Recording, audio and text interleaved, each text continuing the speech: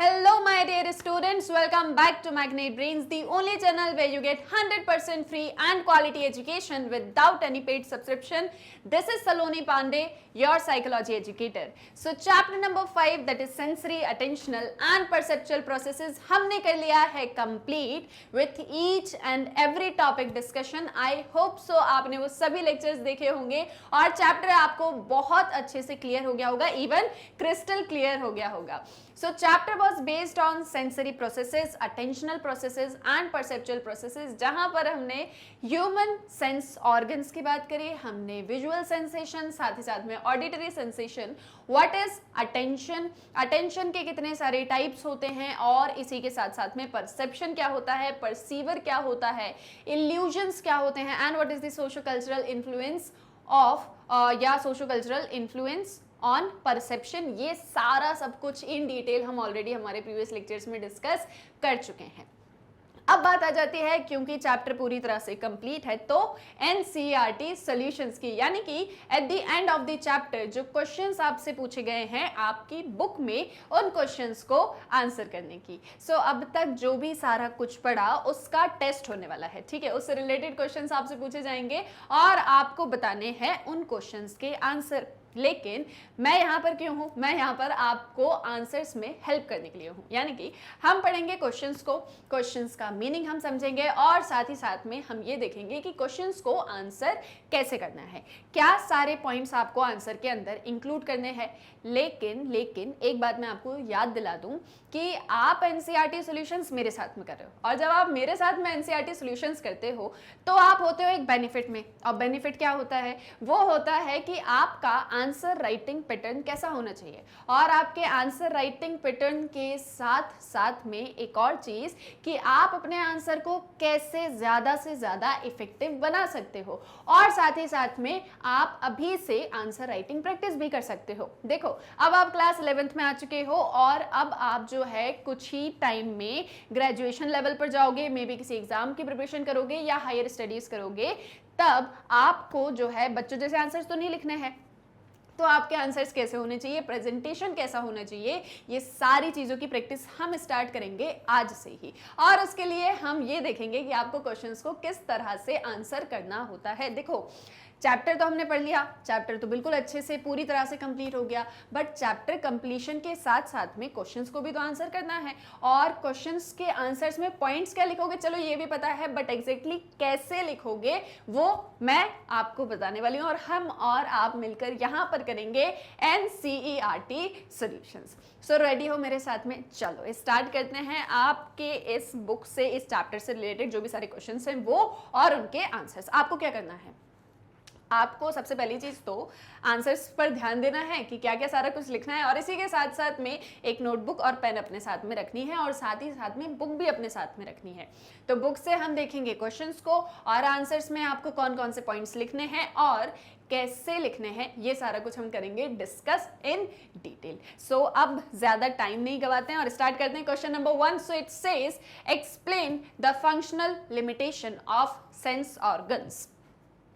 जो आपके sense organs होते हैं उनकी कुछ फंक्शनल लिमिटेशंस होती है that you need to be explain here. Explain करना है यानी कि आपको लॉन्ग आंसर टाइप क्वेश्चन लिखना है. जब बात होती है एक्सप्लेन करने की तो हम हमारे आंसर को थोड़ा सा इन डिटेल लिखते हैं, सारे पॉइंट्स को एक्सप्लेन करते हैं. क्या करते हैं? एक्सप्लेन करते हैं. देखो, अब जैसे आपसे यहाँ पर पूछा है सेंस ऑर्गन्स के बारे में, सबसे पहली चीज क्वेश्चन में हम ये पता लगाते हैं कि पूछा क्या है हमसे. तो जैसे आपको यहाँ पर समझ में आ रहा है कि सेंस ऑर्गन्स की बात यहाँ पर हो रही है.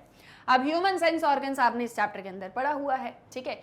अब उसके बाद में पूछा क्या गया है? तो पूछा है ह्यूमन सेंस ऑर्गन्स की फंक्शनल लिमिटेशन. सबसे पहली चीज, जब भी क्वेश्चन पढ़ो ध्यान से पढ़ो, उसको समझो.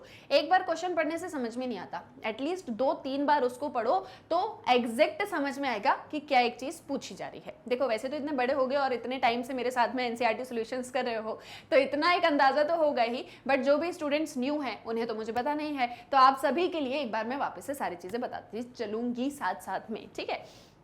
सो देखो, अब ये क्वेश्चन है फंक्शनल लिमिटेशंस बतानी है सेंस ऑर्गन्स की. स्टार्ट कैसे करोगे? कुछ जो स्टूडेंट्स होते हैं वो कैसे स्टार्ट करते हैं? The functional limitations of sense organ are as follows, और फिर एक एक करके फटाफट हम फंक्शनल लिमिटेशंस बताने लग जाते हैं। जनरली क्या होती है फंक्शनल लिमिटेशन सेंस ऑर्गन्स की? तो जैसे एक एग्जांपल मैं आपको दूं कि हमारी आईज जो है, हमारी आईज हमारा सेंस ऑर्गन है। अब हमारी आईज सेंस ऑर्गन है और हमारी आईज सारी चीज़ों को देख सकती हैं। हमारी आईज जो हैं वो सारी चीज़ों को देख सकती हैं। आईज का फंक्शन क्या है? देखना ही तो है, सारी चीज़ों को देखना है, that's the function of eyes. But अगर कहीं पर लाइट बहुत डिम है तो हमारी आंखें नहीं देख पाएंगी। अगर कहीं पर लाइट बहुत ब्राइट है तो हमारी आंखें नहीं देख पाएंगी। That is the functional limitation of our eyes, है ना। ईयर्स की मैं आपसे बात करूं तो हमारे ईयर्स बहुत तेज अगर आवाज होगी ना, मतलब लाउडनेस अगर मैं आपसे कहूं, तो हम नहीं सुन पाएंगे। अगर कहीं पर बहुत तेज आवाज है, बहुत ज्यादा शोर है, जस्ट सपोज आप अपने फ्रेंड से बात करें और वहां पर बहुत तेज जो है डीजे बजने लग जाए, ठीक है, और बहुत शोर होने लग जाए, आपके फ्रेंड आपकी बात को नहीं सुन पाएंगे, ना आप अपने फ्रेंड की बात को सुन पाओगे। क्यों? क्योंकि बहुत तेज साउंड है। सेकेंडली, अगर बहुत धीरे से कोई चीज बोली जा रही, मैं अभी यहाँ पर बिल्कुल सुनाई आया क्या? कुछ बोला क्या मैंने? तो अगर मैं बहुत धीरे बोलने लगूंगी तो भी आपको सुनाई नहीं देगा। That's the functional limitation of your auditory senses. Clear है? अब ये हमको पता है। अब क्या करोगे? लिखोगे the functional limitation of sense organs are as follows, और एक एक करके सारे पॉइंट्स लिख दोगे, बात खत्म। जनरली ऐसे ही सीखा भैया, अभी तक तो ऐसे ही लिखते थे आंसर्स को, लेकिन थोड़ा सा चेंज करते हैं, बिल्कुल थोड़ा सा, ज्यादा कुछ नहीं करेंगे, बिल्कुल थोड़ा सा। क्या करना है? करना ये है कि सबसे पहले बताओ कि भाई सेंस ऑर्गन्स होते क्या हैं। ठीक है, सबसे पहले क्या बताओगे कि सेंस ऑर्गन्स होते क्या है। मान लो किसी को पता ही नहीं है कि सेंस ऑर्गन्स क्या होते हैं, तो उसको आप फंक्शनल लिमिटेशन कैसे बता पाओगे, है ना। तो इसीलिए जब भी कोई आंसर को लिखना स्टार्ट करते हैं तो सबसे पहले उसमें एक लाइन की हो भले ही या 3 से 4 लाइन की हो, एक इंट्रोडक्शन या एक इंट्रोडक्टरी लाइन जरूर होना चाहिए। क्लियर है? आया समझ में? जैसे कई बार आप स्पीच देते हो, कभी स्पीच दी है स्कूल के अंदर, कभी प्रेजेंटेशन दी है, प्रेजेंटेशन देने के पहले क्या करते हो? प्रेजेंटेशन देने के पहले बताते हो कि भाई मेरा नाम ये है, मैं इस क्लास से हूँ, मेरा टॉपिक ये है, मैं इस एक चीज़ के ऊपर आज बोलने वाला हूँ, फिर बोलना स्टार्ट करते हो। अगर ये सब करो ही नहीं और आके सीधे बोलने लग जाओ, तो पता ही नहीं चलेगा भाई बात किस एक चीज़ की हो रही है ना। तो इसीलिए क्या एक चीज़ ज़रूरी है, एक इंट्रोडक्शन बहुत ज़रूरी होता है। तो जब भी आप अपने आंसर को स्टार्ट करो, first of all start with an introduction. और इंट्रोडक्शन में क्या लिखना है? जो इंट्रोडक्शन होगा उसमें क्या लिखना है? उसमें बस बताना है कि भाई सेंस ऑर्गन्स होते क्या हैं, या इन शॉर्ट बता दो सेंसेस क्या होते हैं। तो आपने बताया ह्यूमन बींग्स के अंदर 7 सेंसेस होते हैं: eyes, ears, nose, tongue, skin, kinesthetic, vestibular system. Now the sense organ of human beings provide first hand information about external या internal world। अब जो हमारे सेंस ऑर्गन्स होते हैं वो हमारे एक्सटर्नल या इंटरनल वर्ल्ड से रिलेटेड इंफॉर्मेशन गैदर करते हैं। बस यही होता है साइंस ऑर्गन्स, यही तो काम होता है साइंस ऑर्गन्स का, कि जो भी इंफॉर्मेशन मेरे स्टिमुलस में है उसको कलेक्ट करना। तो बस ये एक आपने बता दिया कि ह्यूमन सेंसेस क्या होते हैं, तो 7 होते हैं, तो 7 टाइप्स बता दिया आपने बिल्कुल शॉर्ट में। और बस उसके बाद में ये एक हो गई आपकी इंट्रोडक्टरी लाइन। क्लियर है? बस इतना सही तो लिखना है। और क्या करना है? छोटी सी चीज बतानी है कि भैया सेंस ऑर्गन्स ये होते हैं। अब आ गए main part of the question पे। मेन पार्ट में the initial experience of a stimulus और an object registered by a particular sense organ is called sensation. हमारा जो भी स्टिमुलस होता है, स्टिमुलस क्या है? एक्सटर्नल या इंटरनल वर्ल्ड। उससे जो भी हम इनिशियल एक्सपीरियंस हमारा होता है या जो भी इंफॉर्मेशन हम कलेक्ट करते हैं हमारे सेंसेस के थ्रू, उसे सेंसेशन कहा जाता है। ये एक ऐसा प्रोसेस है जहाँ पर हम फिजिकल स्टिमुली से इंफॉर्मेशन को या वैरायटी ऑफ इंफॉर्मेशन को कलेक्ट करते हैं, डिटेक्ट करते हैं, एनकोड करते हैं। हमारे अंदर ढेर सारे जो है सेंस ऑर्गन्स होते हैं और हर एक सेंस ऑर्गन स्पेशलाइज्ड होता है एक पर्टिकुलर काइंड ऑफ इंफॉर्मेशन के लिए। अब देखो इसमें हमने क्या सारी चीज़ें कही कि ये एक जनरल आपका इंट्रोडक्शन है। वैसे तो आप फंक्शनल लिमिटेशंस को लिखोगे ही, बट एक छोटा सा इंट्रोडक्शन बता दिया कि भाई सेंसेस ये होते हैं। सेंस ऑर्गन का काम क्या होता है? जो भी स्टिमुलस है उससे इंफॉर्मेशन को कलेक्ट करना। जो इंफॉर्मेशन कलेक्ट करी गई है हमारे सेंसेस के थ्रू, दोज आर मतलब जो भी इंफॉर्मेशन हमारे सेंस ऑर्गन्स कलेक्ट करते हैं ये उनका सेंसेस का काम होता है।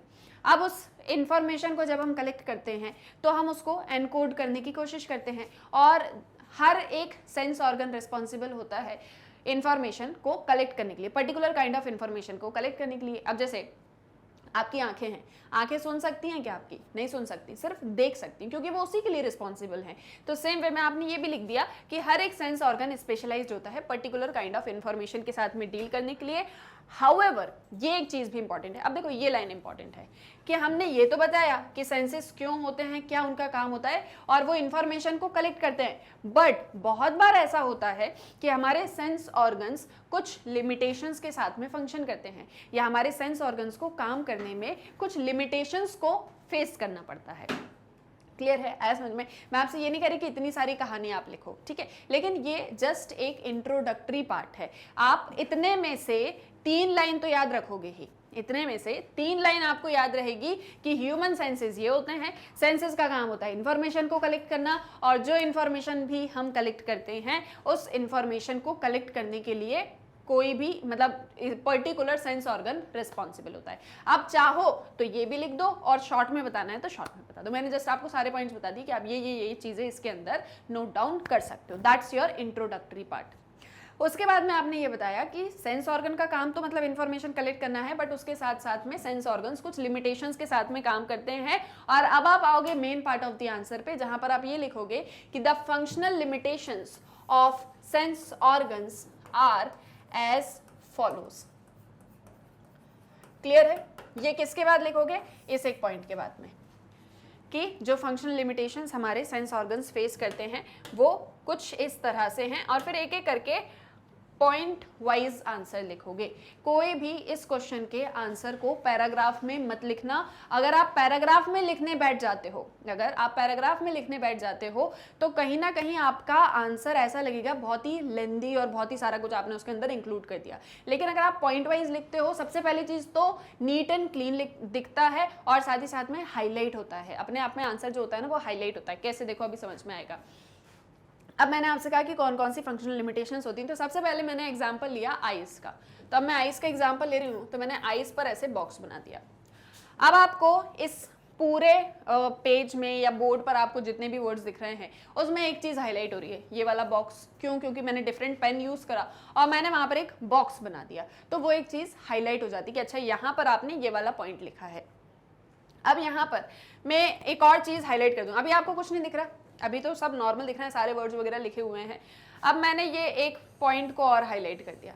अब आपको दिख रहा है कि मैंने अपने इस पैराग्राफ के अंदर एब्सोल्यूट थ्रेशोल्ड की भी बात करी है। These are known as highlights. ये आप क्या करते हो, जो भी आपने इंपॉर्टेंट पॉइंट लिखा है उसको अंडरलाइन कर दो या उस पर एक बॉक्स बना दो, तो वो आपके आंसर में हाईलाइट हो जाता है, वो चीज अलग से दिख जाती है। अब जैसे अब आ जाते हैं पॉइंट्स के ऊपर कि क्या क्या पॉइंट्स आपको जो है इंक्लूड करने हैं। ठीक है, बेसिक्स तो मैं आपको साथ साथ में बताती ही जाऊंगी क्या क्या आपको लिखना है। सो अब जैसे हमारी आईज है, तो हमारी आईज बहुत ब्राइट लाइट को नहीं देख सकती, हमारे ईयर्स बहुत फेंट या बहुत ही लाउड साउंड को नहीं सुन सकते, और ये सेम चीज बहुत सारे सेंस ऑर्गन्स के साथ में होती है।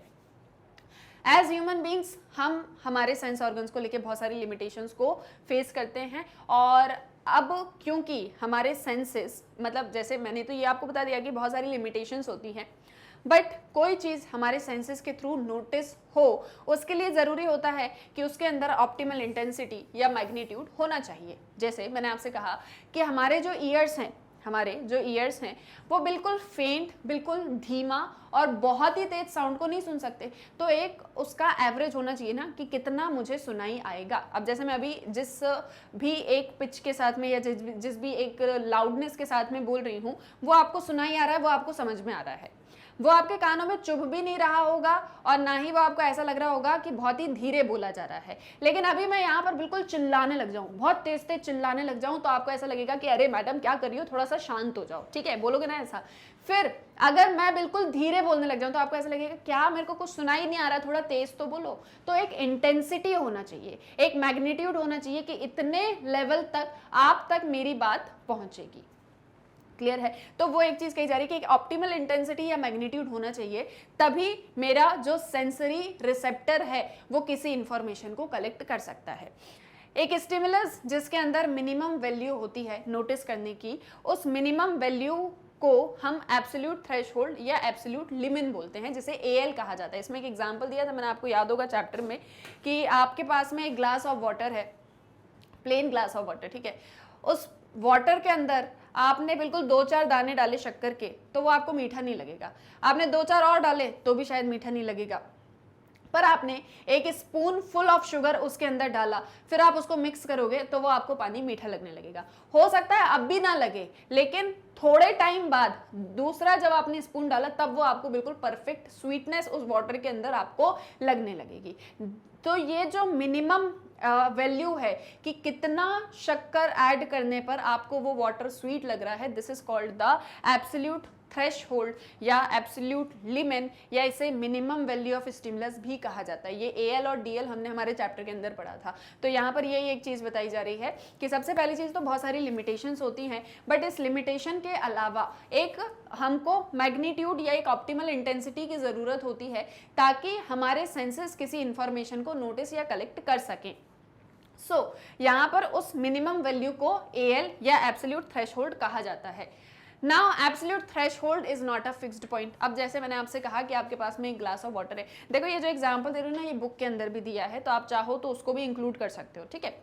अब मैंने आपसे कहा कि आपके पास में एक ग्लास ऑफ वाटर था, आपने उसमें 1 चम्मच शक्कर डाली तो आपको वो पानी मीठा लगने लग गया। लेकिन हो सकता है वो 1 चम्मच शक्कर पे मुझे पानी मीठा नहीं लग रहा था, तो मैंने 2 चम्मच डाल दी, और जब मैंने 2 चम्मच शक्कर डाली पानी के अंदर तब वो मुझे मीठा लगा, उसके पहले वो मुझे नहीं लग रहा था। तो मेरे लिए मिनिमम वैल्यू अलग है, आपके लिए मिनिमम वैल्यू अलग है। तो इसीलिए जो एएल होता है वो फिक्स नहीं होता, वो इंडिविजुअल टू इंडिविजुअल वरी करता है, ठीक है। Now as it is not possible to notice all stimuli, it is also not possible to differentiate all stimulus. तो उसके लिए होता है डीएल। डीएल मतलब क्या होता है?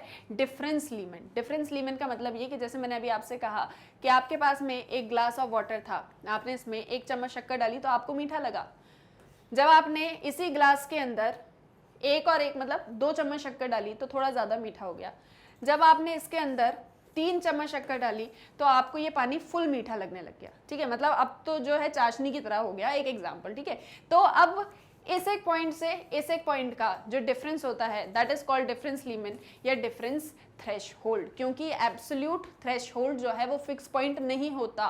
क्लियर है? आइए समझ में। तो इसे कहा जाता है difference limit. And thus we can say that understanding of sensation is not possible without understanding the AL and DL of different types of stimuli.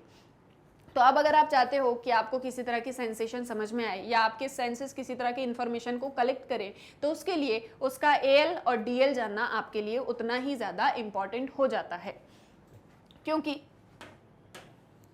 जब आप एएल और डीएल को समझ पाओगे तभी आप जो है सेंसेस के थ्रू इंफॉर्मेशन कलेक्ट कर पाओगे, अदरवाइज आप इंफॉर्मेशन को कलेक्ट नहीं कर सकते। Besides these sensory processes do not depend only on the stimulus characteristics. In this process, the sense organs and the neural pathways which connect these organs to various brain centers also play an important role.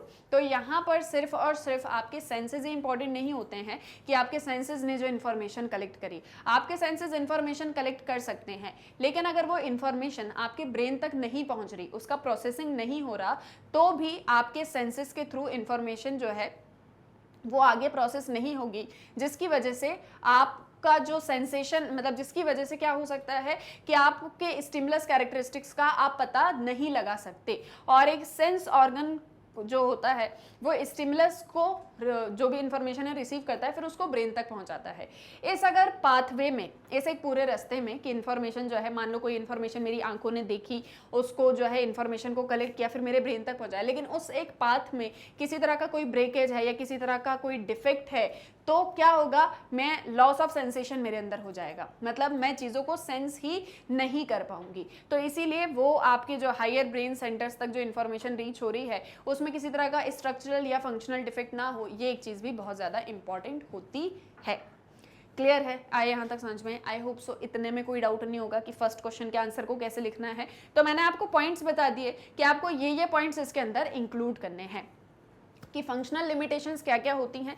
तो जैसे एक eyes का example ले लिया, एक years का example ले लिया कि अगर इतनी ज़्यादा वेरिएशंस होंगी तो हम चीज़ों को सेंस नहीं कर पाएंगे। अगर हमें किसी चीज़ को सेंस करनी है तो हमें उसका एएल और उसका डीएल पता होना चाहिए, तभी हम उसको सेंस कर सकते हैं। और सिर्फ चीज़ों को सेंस करना ही इंपॉर्टेंट नहीं है, स्टिमुलस से इन्फॉर्मेशन कलेक्ट करी हमारे सेंसेस ने, उतना ही इंपॉर्टेंट नहीं है। ये इन्फॉर्मेशन हमारे ब्रेन तक जाए, ये भी इंपॉर्टेंट है, क्योंकि अगर ब्रेन तक नहीं जाएगी तो वो इन्फॉर्मेशन प्रोसेस ही नहीं होगी और इस तरीके से हमारे अंदर लॉस ऑफ सेंसेशन आ जाएगा। तो ये सब फंक्शनल लिमिटेशंस होती हैं हमारे सेंस ऑर्गन्स की।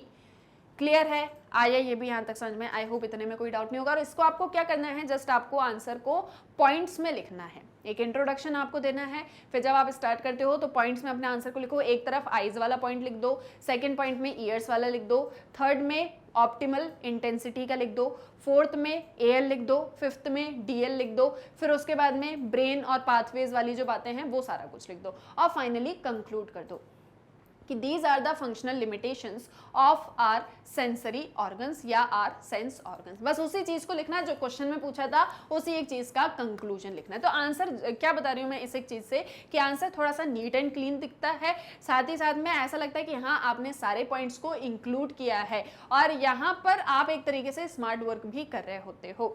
साथ ही साथ में जब हम और आगे क्वेश्चन में बढ़ेंगे तो ये भी देखेंगे कि आप चार्ट्स वगैरह कैसे बना सकते हो। चार्ट्स बना के आप जो है फ्लो चार्ट्स वगैरह को यूज करके आप कैसे अपने आंसर को और ज्यादा इफेक्टिव बना सकते हो। क्लियर है? No doubt? यस और नो? जल्दी बताओ कमेंट सेक्शन में।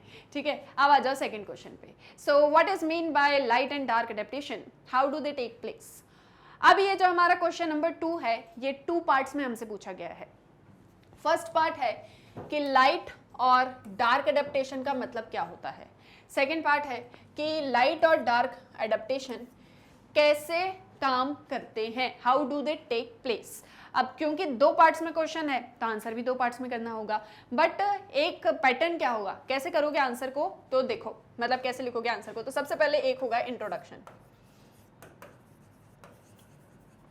इसमें आप हेडिंग डाल सकते हो introduction and meaning. Introduction and meaning, ये आपकी हेडिंग है।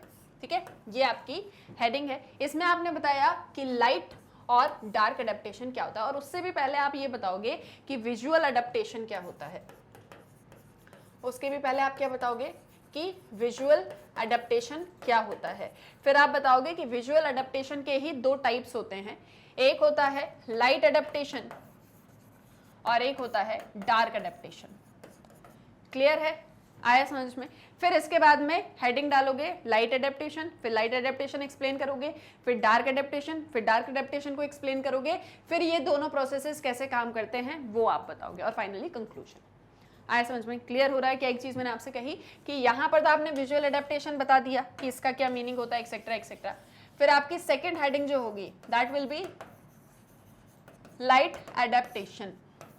थर्ड हेडिंग क्या होगी? Dark adaptation.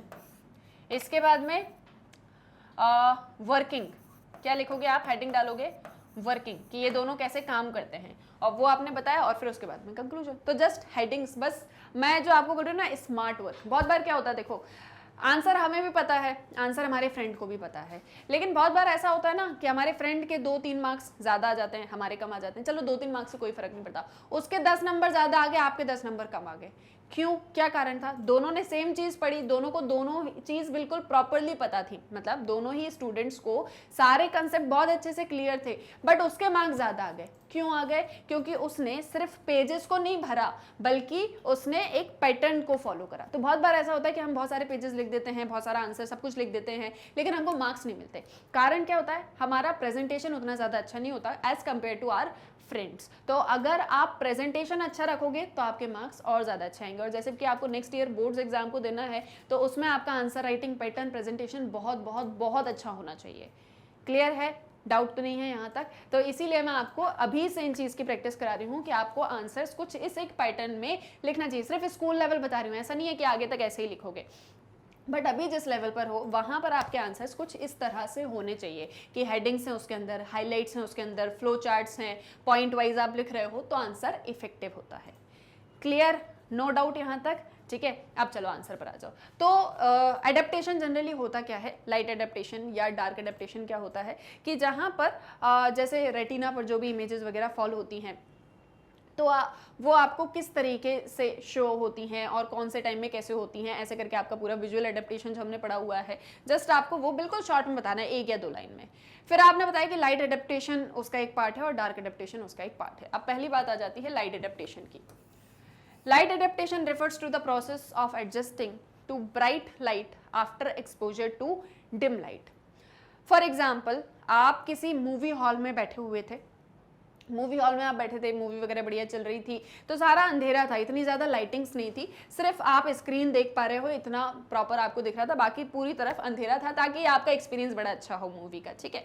अब आपकी मूवी जो है खत्म हो गई, अब आप बाहर निकले, दिन का समय हो रहा था, है ना, मतलब 3-4 करीब बज रहे थे, बढ़िया धूप थी बाहर, तो आप जैसे ही ब्राइट लाइट में एक्सपोज होते हो, जैसे ही आप ब्राइट लाइट से, मतलब मूवी हॉल से अब आप बाहर आ गए हो, अब जो है आप सिनेमा के बाहर आ चुके हो और बहुत ज़्यादा रोशनी है, ठीक है, दिन का टाइम हो रहा है, बहुत ज़्यादा रोशनी है, that is known as light adaptation.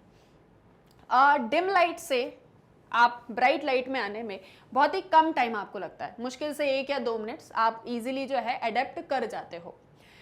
On the other hand जो आपका डार्क एडेप्टेशन होता है, दूसरी तरफ जो आपका डार्क एडेप्टेशन होता है वो क्या होता है कि dimly illuminated environment after exposure to bright light, bright light से डिम लाइट में जा रहे हो, मान लो 2-3 बजे का टाइम है, आप अपने घर से निकले हो सिनेमा हॉल के लिए और बहुत ही ब्राइट एक्सपोजर में आप थे और आप एकदम से सिनेमा हॉल के अंदर जाते हो, तो जैसे ही आप जाते हो, क्योंकि वहाँ पर क्या बिल्कुल अंधेरा रहता है, एनवायरनमेंट जो रहता है इल्यूमिनेटेड रहता है, डिम रहता है, तो अब आप वहाँ पर बैठे हो तो आपको थोड़ा सा ज़्यादा टाइम लगेगा, मे बी 5 मिनट आपको लगेंगे, 5 से 10 मिनट आपको लग सकते हैं, 15 मिनट भी किसी को लग सकते हैं, डिपेंड करता है, क्यों डिपेंड करता है वो हम आगे समझेंगे। तो that is known as dark adaptation, जहाँ पर आप ब्राइट लाइट से डिम लाइट के अंदर आ रहे हो, तो जब आप डिम लाइट में आते हो तो आपको थोड़ा सा टाइम लगता है। इसका एक बहुत अच्छा एग्जाम्पल है, जब आप बाहर धूप में कोई काम कर रहे होते हो और आप एकदम से घर के अंदर आते हो, जो एक रूम लाइट होती है ना, आप उसमें आते हो, मतलब बिल्कुल ऐसा कोई बहुत ज़्यादा लाइट्स वगैरह ऑन नहीं है घर में, क्योंकि दिन का टाइम होता है, जनरली हमारे घर में लाइट्स ऑन नहीं होती हैं, है ना। तो अब आप क्या कर रहे थे, आप बहुत ही धूप वगैरह में काम कर रहे थे और फिर आप एकदम से घर के अंदर आते हो, मान लो आप स्कूल से घर आ रहे हो, ठीक है, 2 बजे का टाइम है, 2-3 बजे का टाइम है, बाहर बहुत ज़्यादा ब्राइट लाइट थी, लेकिन अब आप घर के अंदर आए हो, तो एकदम से क्या होता है, जैसे आप जब आप धूप में से अंदर आते हो, मतलब अंदर मतलब घर के अंदर आते हो, तो आप देखते हो ना एकदम से आंखों के सामने चकाचौंध छा जाता है, दिखना थोड़ी देर के लिए कम हो जाता है, फिर धीरे धीरे धीरे धीरे करके हमारा जो मतलब विजन है वो वापस से आ जाता है, ये चीज़ होती है, that is known as dark adaptation. इसका एक बहुत अच्छा फॉर्मूला है, इसको ध्यान में रखने का। ब्राइट को ऐसे लिख लो कि फ्रॉम डिम टू ब्राइट, और इसको ऐसा लिख लो कि ब्राइट टू डिम। क्लियर है, ब्राइट से डिम में आ रहे हो डार्क एडेप्टेशन, डिम से ब्राइट में आ रहे हो लाइट एडेप्टेशन, ये इन दोनों के मीनिंग होते हैं। एग्जांपल बता दिया, एक सन एक्सपोजर बता दिया, एक आपका मूवी हॉल बता दिया। Now there are certain ways in which these processes can be facilitated. अब देखो, ये वाला आपने लिख लिया विजुअल एडेप्टेशन, आपने लाइट एडेप्टेशन भी लिख लिया, आपने डार्क एडेप्टेशन भी लिख लिया, अब आप बताओगे वर्किंग। तो अब आपने बताया कि there are certain ways in which these processes can be facilitated. अब बहुत सारे ऐसे प्रोसेसेस होते हैं जिसमें डार्क एडेप्टेशन और आपका ये जो लाइट एडेप्टेशन है ये काम करते हैं। So photochemical basis of light and dark adaptation. अब ये एक चीज़ कैसे होती है, तो इसमें इंपॉर्टेंट है फोटोकेमिकल बेसिस। फोटोकेमिकल बेसिस मतलब क्या एक चीज़ होती है कि लाइट और डार्क एडेप्टेशन जो होता है, ऐसा नहीं है कि ये कोई जादू हो रहा है आपके साथ में, it's just because of a chemical substances या फोटोकेमिकल प्रोसेसेस जो हमारे अंदर हो रहे होते हैं। देखो क्या होता है, मैंने जैसे आपको पढ़ाया है कि हमारे अंदर रॉड्स और कोन्स होती है, हमारी आंखों के अंदर जो होती है, तो रॉड्स और कोन्स होती हैं। रॉड्स जो होती हैं उसमें फोटो सेंसिटिव केमिकल सब्सटेंस होता है जिसे रोडोप्सिन कहा जाता है, या जिसे विजुअल पर्पल भी कहा जाता है। क्या पढ़ा रही हूँ मैं आपको, photochemical basis of light and dark adaptation. तो अब इस लाइट एंड डार्क एडेप्टेशन में क्या एक चीज़ होती है कि हमारे अंदर जो जैसे कि आपने पढ़ा हुआ है ना, रेटिना वगैरह में रॉड्स होते हैं, कोन्स होते हैं, फोटो रिसेप्टर्स होते हैं, एक्सेट्रा एक्सेट्रा। तो इन्हीं फोटो रिसेप्टर्स में से एक आपका रॉड्स होता है, एक आपका कोन्स होता है।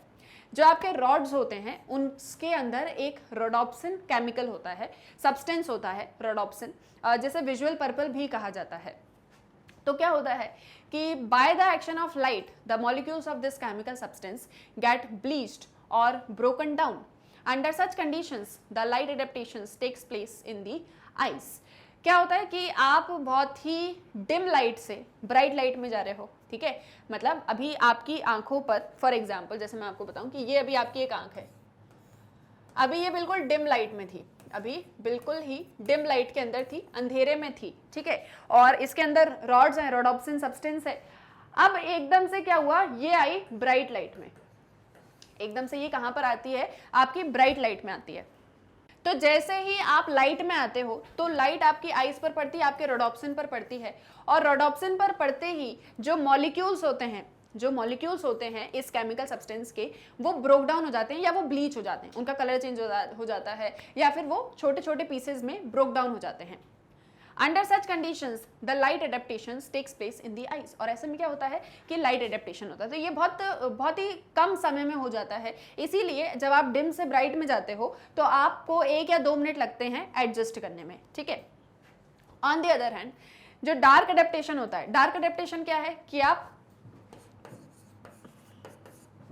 ब्राइट से डिम लाइट में जा रहे हो। तो जब आप ब्राइट से डिम लाइट में जाते हो तो क्या होता है कि it is achieved by the removal of light and thereby allowing for restorative processes to regenerate the pigment in the rods with the help of vitamin A. अब जैसे मैंने आपसे कहा कि आप डिम में थे, जैसे ही आपके ऊपर लाइट पड़ी तो आपकी आंखों में जो रोडोप्सिन था, जैसे सपोज दिस इज रोडोप्सिन, वो ब्रेक डाउन हो गया, ठीक है, वो ब्रेक डाउन हो गया तो वो छोटे छोटे सब्सटेंसेस में ऐसे अलग हो गया। ये क्या हो गया, ये ब्रेक डाउन हो गया। ये आपका रोडोप्सिन था, जैसे इस पे लाइट पड़ी तो ये ब्रेक डाउन हो गया, ठीक है, ये ब्रेक डाउन हो गया तो आप ब्राइट लाइट को देख पा रहे हो। लेकिन अब आप ब्राइट लाइट से वापस से डिम लाइट में आ रहे हो, ठीक है। अब आप अभी बहुत एक्सपोजर में थे, बहुत ज्यादा लाइट थी आसपास में, अब आप वापस से कहाँ आ गए, मान लो आप धूप में काम कर रहे थे, अब आप घर के अंदर आ गए या आप ऐसी जगह पर आ गए जहां पर लाइट बहुत कम है। अब क्या होगा कि इस एक सब्सटेंस को वापस से हमको क्या करना है, जोड़ना है, रीजनरेट करना है। अब हमको वापस से इस एक चीज को क्या करना है, रीजनरेट करना है या रीस्टोर करना है। ये रीस्टोर कैसे होगा, अब इसको वापस से हमको ऐसे करना है, जोड़ना है इसको, तो ये जुड़ेगा कैसे, विटामिन ए से, ठीक है। हमारे अंदर जो विटामिन ए होता है वो हेल्प करता है इस एक सब्सटेंस को वापस से रीजनरेट करने में, इसको वापस से रीस्टोर करने में, इस पिगमेंट को वापस से रीस्टोर करने में। अब देखो, जिसके अंदर विटामिन ए की कमी होती है, जिसके अंदर विटामिन ए की कमी होती है, उनको बहुत ज़्यादा टाइम लगता है इसको रीस्टोर करने में, ठीक है। मतलब 15-20 मिनट से 1 घंटा भी लग सकता है नॉर्मल होने में, जिनके अंदर विटामिन ए की कमी है। जिसके अंदर कमी नहीं होती है, थोड़ी बहुत ही कमी होती है, तो उनको जनरली 15 से 20 मिनट लगता है, 5 से 10 मिनट लगता है उसको रीजनरेट करने में, और फिर हम चीज़ों को नॉर्मली देख सकते हैं। क्लियर है। This is known as the photochemical basis of light and dark adaptation. और जिन लोगों को नाइट ब्लाइंडनेस होती है वो इसी कारण होती है क्योंकि उनके अंदर जो है विटामिन ए की डेफिशिएंसी होती है। इसी कंडीशन को नाइट ब्लाइंडनेस भी कहा जाता है। और ऐसा ही, मतलब जैसे मैंने रॉड्स में आपको बताया कि रोडोप्सिन प्रेजेंट होता है, सेम वे में हमारे जो कोन्स होते हैं उनमें आयोडोप्सिन प्रेजेंट होता है। क्या प्रेजेंट होता है, आयोडोप्सिन। क्लियर है, आया ये भी यहाँ तक समझ में, आई होप सो, इसमें भी कोई डाउट नहीं होगा। तो ऐसे आपको एक्सप्लेन करना है। आपको क्या बताना है, पहले आपको विजुअल एडेप्टेशन बताना है, फिर आपको लाइट एडेप्टेशन बताना है, फिर आपको डार्क एडेप्टेशन बताना है, फिर आपको उसकी वर्किंग बतानी है। तो वर्किंग में आप फोटोकेमिकल सब्सटेंस को बताओगे। क्लियर है, नो डाउट यहाँ तक। अब देखो, जब मैंने आपको स्टार्टिंग में बताया तो आपको ऐसा लग रहा होगा कि भाई इतना सारा कुछ लिखने की जरूरत क्या है, सीधा सीधा भी तो लिख सकते हो। एक बार सीधा सीधा लिख के देख लेना और एक बार इस तरीके से लिख के देख लेना, आपको खुद से फर्क समझ में आएगा कि आंसर कैसे प्रेजेंटेबल और कैसे इफेक्टिव बन सकता है।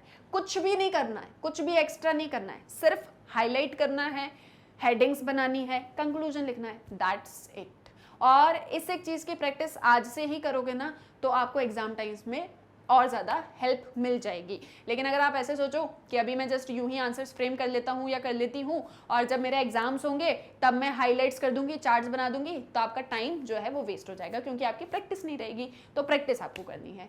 अब आई होप सो आपको क्लियर हो गया होगा कि एक पैटर्न आपको क्या यूज़ करना है, किस एक पैटर्न में आपको क्वेश्चंस को आंसर करना है, कैसे आपको हाइलाइट्स करने हैं और कैसे सारी चीज़ें होने वाली। तो ये जो मैं इतना ज़्यादा रेड पेन चलाती हूँ ना यहाँ पे, ये वो हाइलाइट्स ही है, यही चीज़ मैं आपको बता रही हूँ। जैसे मान लो ये वाला पेज आप लिख रहे हो, इसमें आप क्या हाईलाइट करोगे, आप इसमें हाईलाइट करोगे फोटोकेमिकल सब्सटेंस या photochemical basis of light and dark adaptation.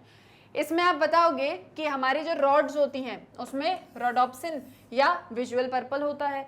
फिर आप ये बताओगे, जैसे यहाँ पर मैंने विटामिन ए की बात करी, क्लियर है, यहाँ पर मैंने लाइट एडेप्टेशन की बात करी, फिर इसके बाद में मैंने यहाँ पर आपसे जो है डार्क एडेप्टेशन की भी बात करी जो नेक्स्ट स्लाइड पे आप देखोगे।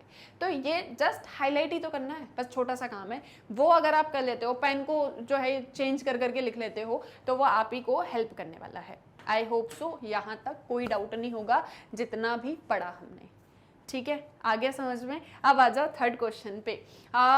यहाँ तक सारी चीज़ें क्लियर हैं, तो अब हम सीधे सीधे जस्ट क्वेश्चंस को देखेंगे, पॉइंट्स को देखेंगे, जहाँ जो एक्स्ट्रा होगा वो मैं आपको बताती चलूंगी। ठीक है, अब देखो क्वेश्चन क्या है, what is colour vision and what are the dimensions of colour. अब अगेन ये क्वेश्चन भी 2 पार्ट्स में है। एक आपसे पूछा है कि कलर विजन होता क्या है, तो इसमें क्या बताओगे, जस्ट मीनिंग बताओगे। यहाँ पर पूछा है कि कितने डायमेंशंस होते हैं कलर के, तो जनरली 3 होते हैं, ह्यू, सैचुरेशन और ब्राइटनेस, ठीक है। तो वो हम जो है आप मतलब इसी के अंदर उस एक चीज को भी बताएंगे।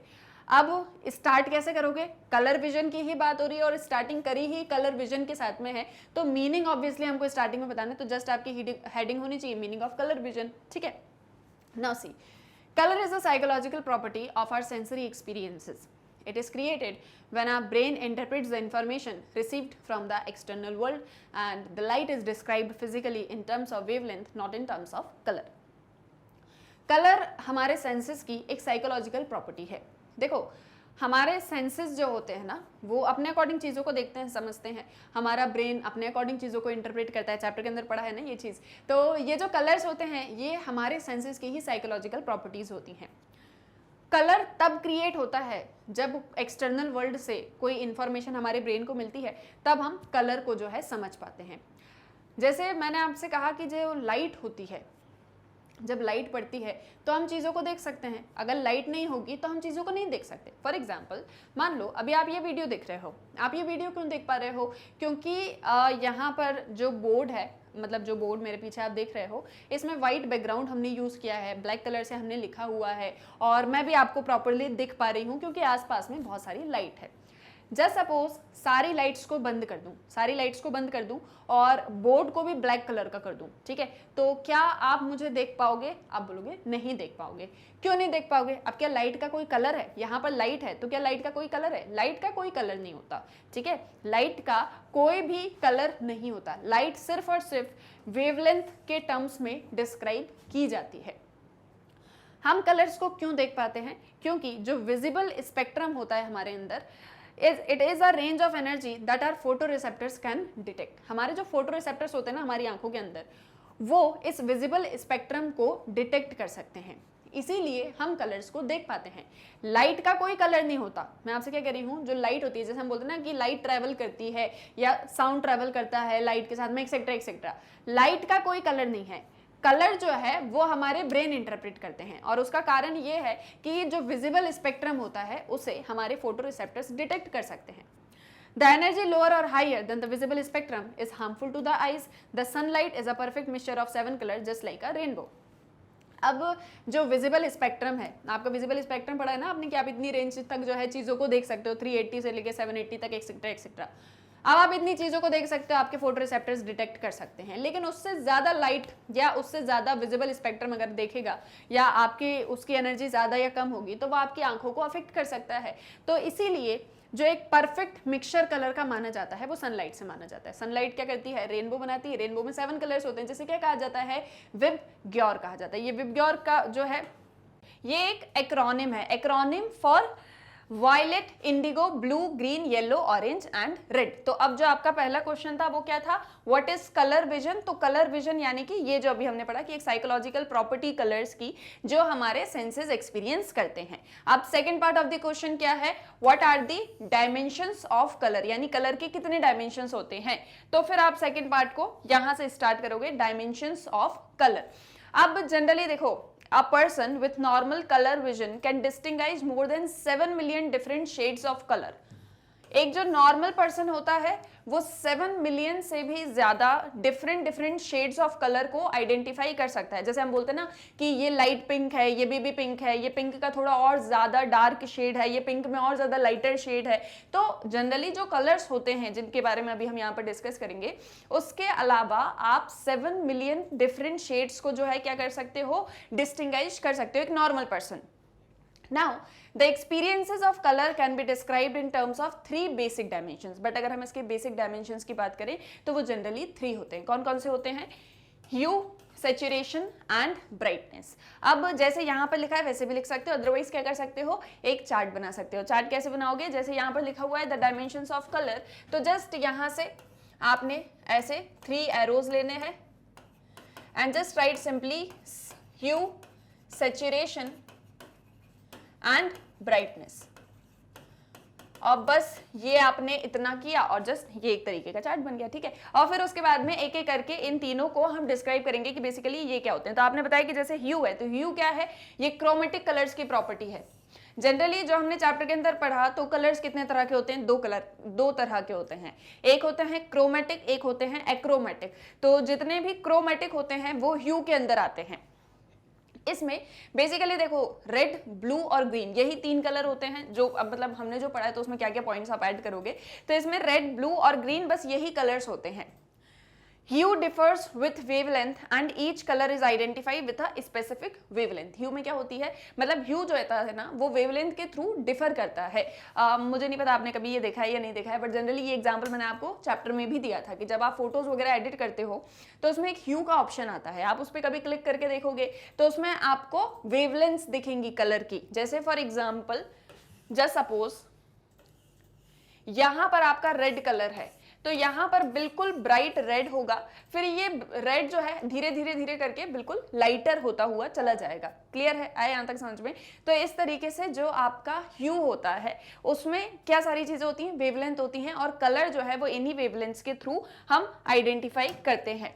For example blue has a wavelength of about 465 nm and green of about 500 nm. Achromatic colors like black, white और grey are not characterized by hues. अब जो ब्लू की आपकी वेवलेंथ होती है तो जैसे वो 465 नैनोमीटर है, लेकिन ग्रीन की है 500 नैनोमीटर, तो वो डिफरेंट उसमें शेड्स होते हैं।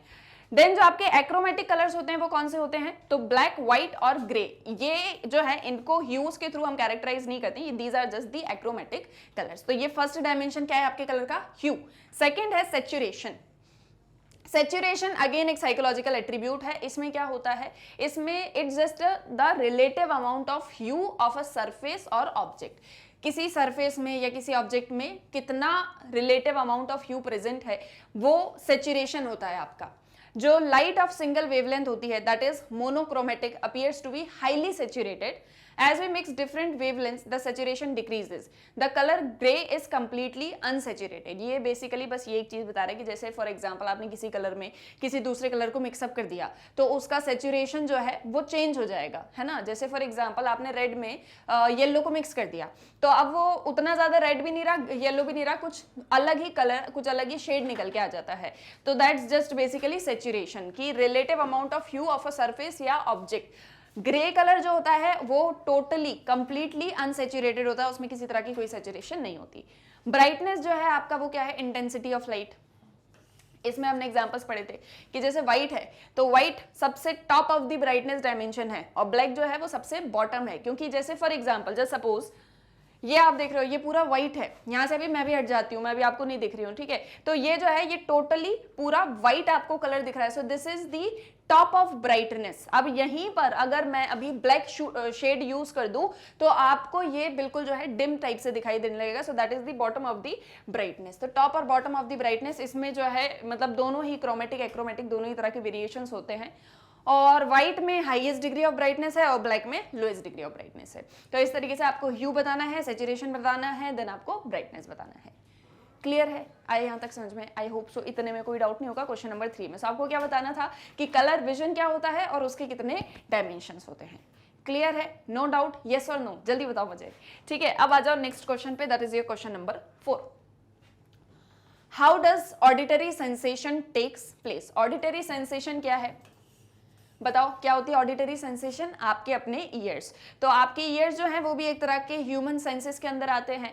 तो आपके ईयर्स कैसे सेंसेशन को रिसीव करते हैं वो आपको यहाँ पर बताना है। डायरेक्ट क्वेश्चन है, आप आंसर डायरेक्टली दोगे, लेकिन जितना छोटा ये क्वेश्चन है उसका आंसर उतना ज्यादा छोटा नहीं होने वाला है। क्यों नहीं होने वाला है? देखो आपसे क्या पूछा है, ऑडिटरी सेंसेशन कैसे होता है, तो आप क्या बताओगे? पहले आप ऑडिटरी सेंसेशन बताओगे और फिर उसके बाद में आप पूरा प्रोसेस बताओगे, आप उसकी वर्किंग बताने वाले हो कि अगर मेरे कान सुन पाते हैं तो कैसे सुन पाते हैं। तो उसमें जो आपने पूरा ईयर का स्ट्रक्चर पढ़ा था आप वो स्ट्रक्चर एक्सप्लेन करोगे।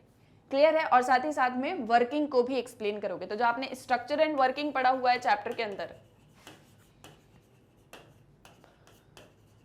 Structure and working of year, ये आपको करना है इस क्वेश्चन के आंसर में एक्सप्लेन।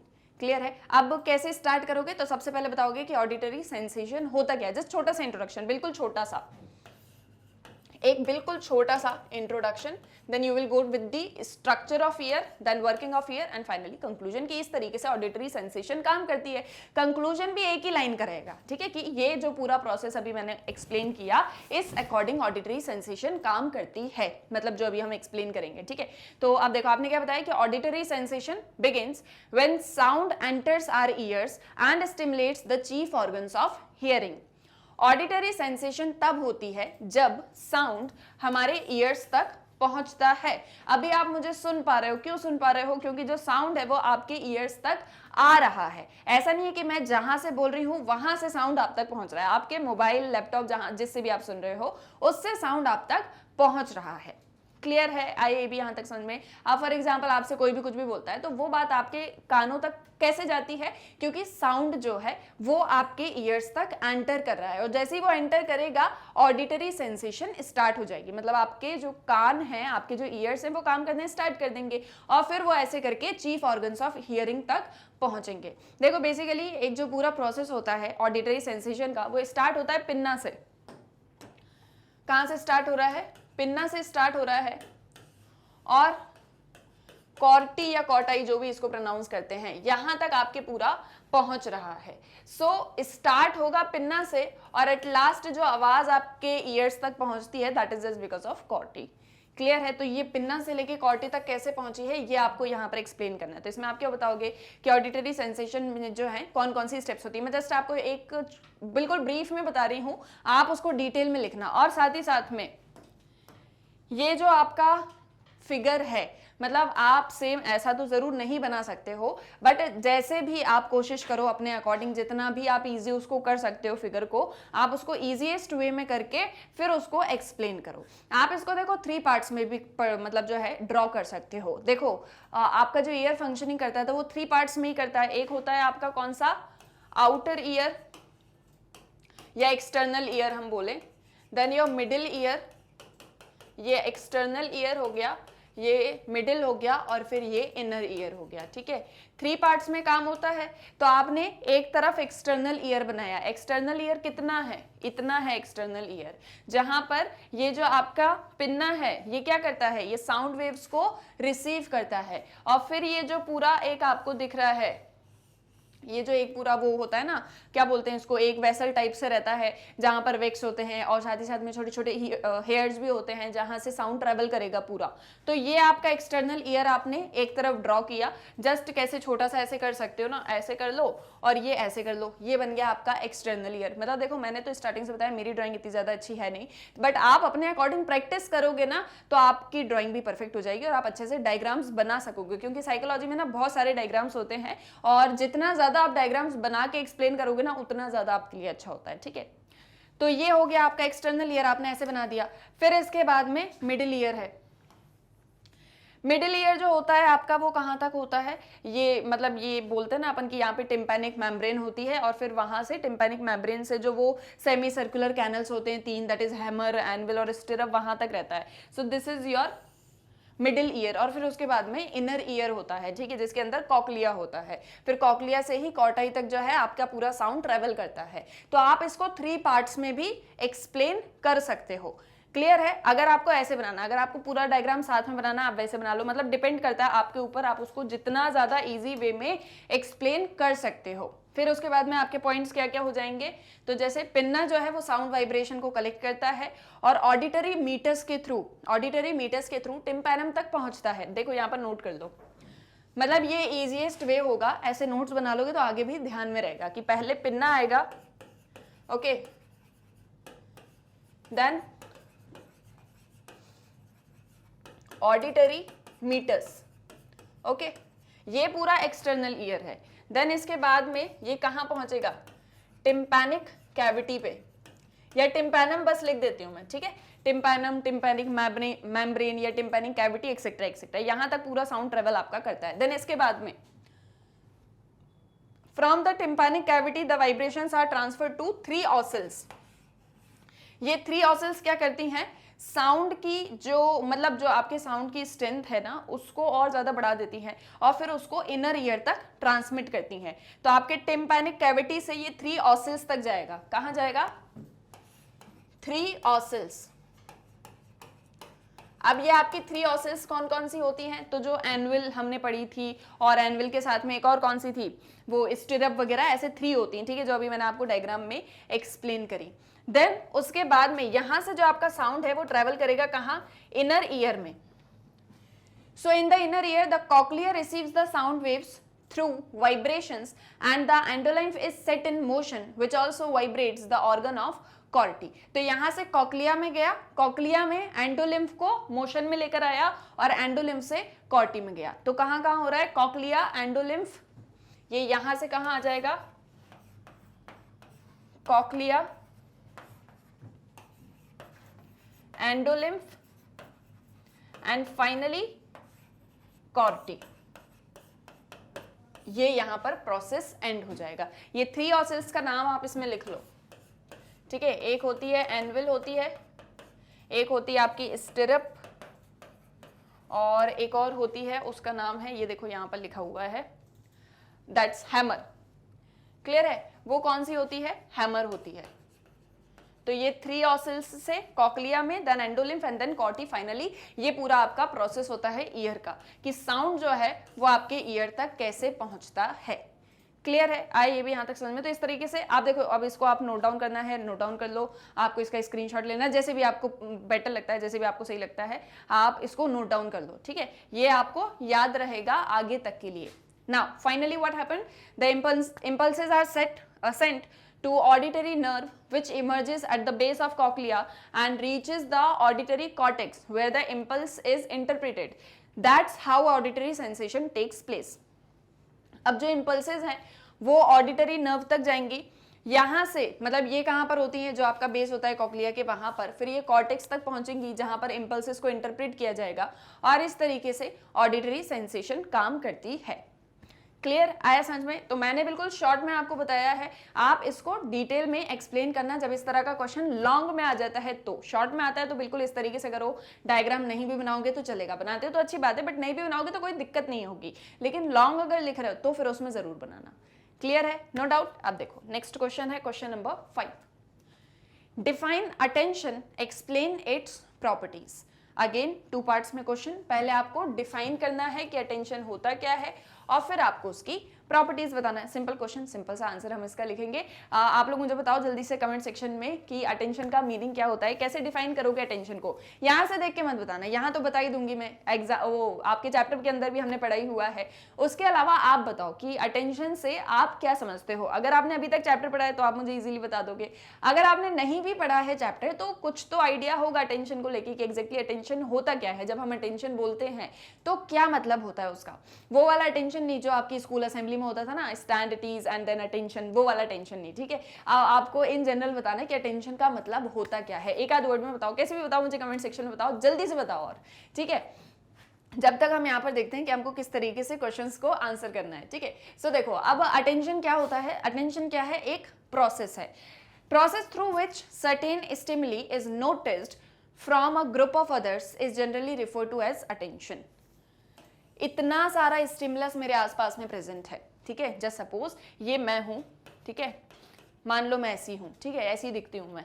अब ये मेरे आसपास में इतना सारा स्टिमुलस प्रेजेंट है, बहुत सारी चीजें थी मेरे आसपास में, but still I choose to notice on a thing, या मेरा ध्यान इस एक चीज के ऊपर गया, ठीक है। बहुत सारी चीजें थी मेरे आसपास में, लेकिन मेरा जो ध्यान गया ना वो इसी के ऊपर गया, ठीक है, और मैं इसी एक चीज पर जो है मतलब इस एक चीज को नोटिस करने लगी, that is attention.